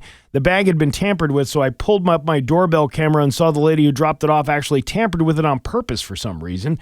He shared his doorbell video showing the delivery driver dropping off the food, appearing to show her spraying the food bag after dropping it off. It's horrific, he said. We assume it's pepper spray. That's more likely than what it is, but now in this day and age, it could have been anything. It could have been poison, yada, yada, yada. My wife could have been dead. Carden immediately contacted DoorDash and then law enforcement. He said DoorDash refunded his money. Well, thank God for that. Right. But did not seem to look into the incident very seriously. I want her prosecuted, he said. The sheriff's office is investigating, and the delivery driver could potentially face felony charges. Carden said they didn't know the driver, and they did tip her. We live in a terrible world right now. Horrific. People are mean for no reason. There was no reason to what she did. This drives the point home of what I was talking about. Right. It's not the restaurant that has been trained in food safety that, you're most likely to get a good meal from wherever you're ordering it from. It's the middleman bringing you the food. They're not trained in food safety. And how many videos have we seen of these DoorDash drivers getting so pissed off that they do something because they didn't get a big enough tip or they didn't feel like they got enough out of this whole transaction? Well, I mean, most of the time, you're going to have a delivery with no incident. So, I mean, it's kind of the risk you take. But if you find out that your driver is doing that kind of stuff, yeah, I would hope there would be an easy way to prove it and make sure this person is disciplined or lose their job. But, pepper spray, you would think would enhance the double roast beef with horsey sauce. You want to burn your tongue off? Try both. Your Pioneer Valley forecast is going to be a mix of sun and clouds today with a high of 30. Tomorrow, more of the same with a high of 29. It is 28 right now in downtown Springfield. I'm Steve Nagle, and that's the news on Rock 102. Oh, yeah. 8:50 with Bax and Nagle on Rock 102. You know, I know you want to tell a story here, and that's fine, but somebody just texted and said, being a bad, or it says, they gave a $2 tip on a $27 order. Some people, huh? And I go, regardless of whether somebody is a bad tipper or not, that does not constitute the right to poison somebody for food. You can be a scumbag for not tipping, you know, at least a 15% kind of tip for something like that, but that doesn't give you the right to tamper with somebody's food. No. But that is the risk you take when you undertip somebody. I mean, it doesn't give anybody the right to do it, but I mean, if you're going to be a cheapskate like that and undertip somebody like 10% or less, okay, but just like you shouldn't be surprised when something bad happens, like someone blows a snot rocket on your sandwich or something. No, I don't find that to be right at all. I mean, I've worked in plenty of restaurant industries. It's a game of averages. Some people are going to give you over tips. The best paying tipping customers were the ones that were eating by themselves. The ones, you think you get a family of 4 and you're like, oh, well, this should be a pretty decent tip. And then they tip you $4. Like, it doesn't give you the right. No, of course not. Of course not. Like I would never, the passive aggressiveness that I would do, it would be like, okay, well, maybe I'm just not going to be as attentive to you next time you come in here, or you're already giving me an attitude. I'll just take a little extra time with your food, which is probably what some of these do, why it takes 2.5 hours to get your food. But you're not going to lick a chalupa. No, you can't do that. But this is why I don't know if I really trust a DoorDash delivery. Thank God I live out in the sticks where you don't get that kind of delivery behavior. So yesterday I decided to do something nice for my wife. She loves the scratchies. She loves the scratch ticket. And like I've said before, when I buy it, they're usually not winners, and it turns out they were not. But yesterday I decided I'm going to go buy her a couple of scratch tickets just to do something nice, because that's the way I am. That's the kind of husband I am. I attend to her needs. Anyway, except for the yard cleanup and the trash taking out. And I hire a man for that. Right. I don't do that myself. Anyway, so I go to the gas station in town. The one that's across from the Village Mart. In Hamden. I used to work there. Well, I'm getting to that. All right. I go in. I said, listen, I want two scratch tickets, and I give the young lady the $20. Colt 45, 2 zigzags. No, I didn't do that. Yeah. And she recognizes me. Apparently, she's a very big fan of the show. And she said, oh, by the way, I really love your show. I'm feeling kind of starstruck right now. I said, well, thank you. I said, well, I'll tell you what, when a real celebrity actually walks in here sometime, you let me know, because I'd be just as excited as anybody else. Yeah. So, they kind of ease the mood a little bit and all that other stuff. She said, no, I really do love your show. I said, well, that's really cool. I said, did you know that Steve Nagle used to work in this very gas station? She says, no way. Yeah, I'm like, yes. Yeah. And Steve Nagle, working in this building, once shut down the entire Massachusetts lottery system in a single day. I absolutely did. So I told her the story. Yeah. She's laughing. She said, that's hilarious. I said, well, you have yourself a good day. So the worst day of your life became the greatest day of this young lady's life. Well, how about that? Now she's realizing, hey, you know what? This job I have is now the best job in the world. Bax from Rock 102 comes here, and Steve Nagle, local radio icon, used to work in the same building, standing in the same spot, handing out zigzags and cigarettes and lottery tickets to everybody that walks in the door. Now, I would love to go visit this young lady and make her day, but unfortunately, this job doesn't pay me enough to have the gas to go out to Hamden to near the Village Mart, which is ironic because it is a gas station. It is a gas station. And I don't have enough funds in order to get my car sputtering over the town line from East Longmeadow into Hamden. Yeah, I have to go the other way. Nevertheless, your personal history made that young woman's day. I thought that was great. Good looking? Yeah, of course she was. All right. Yeah, all right. Well, sure. But I was there. Yeah. I was there to buy, scratch lottery tickets from my wife. I think it was a beautiful woman. But yet, nevertheless, I still bought her 2 scratch tickets that won Jack Squad. All right. So there's a resolution to the story. Yes, the resolution is I saved the day for that lady behind the counter. Yeah. What is it? A shell now? It is a shell. I was there when it was a mobile. We were mobile. Well, now it's a shell of its former self. Yeah. That was a good time that I threw that lottery system off for the daily numbers game. And had the number come up, it would have been a real catastrophe. It would have been. But it was like $10,000 worth of lottery tickets. I can just see a younger version of you, with the machine just spitting out quick picks left and right. Yeah, on a Sunday afternoon when the emergency phone is ringing from the lottery office, you done effed up, A.A. Ron. It's just about 8:56 on Rock 102.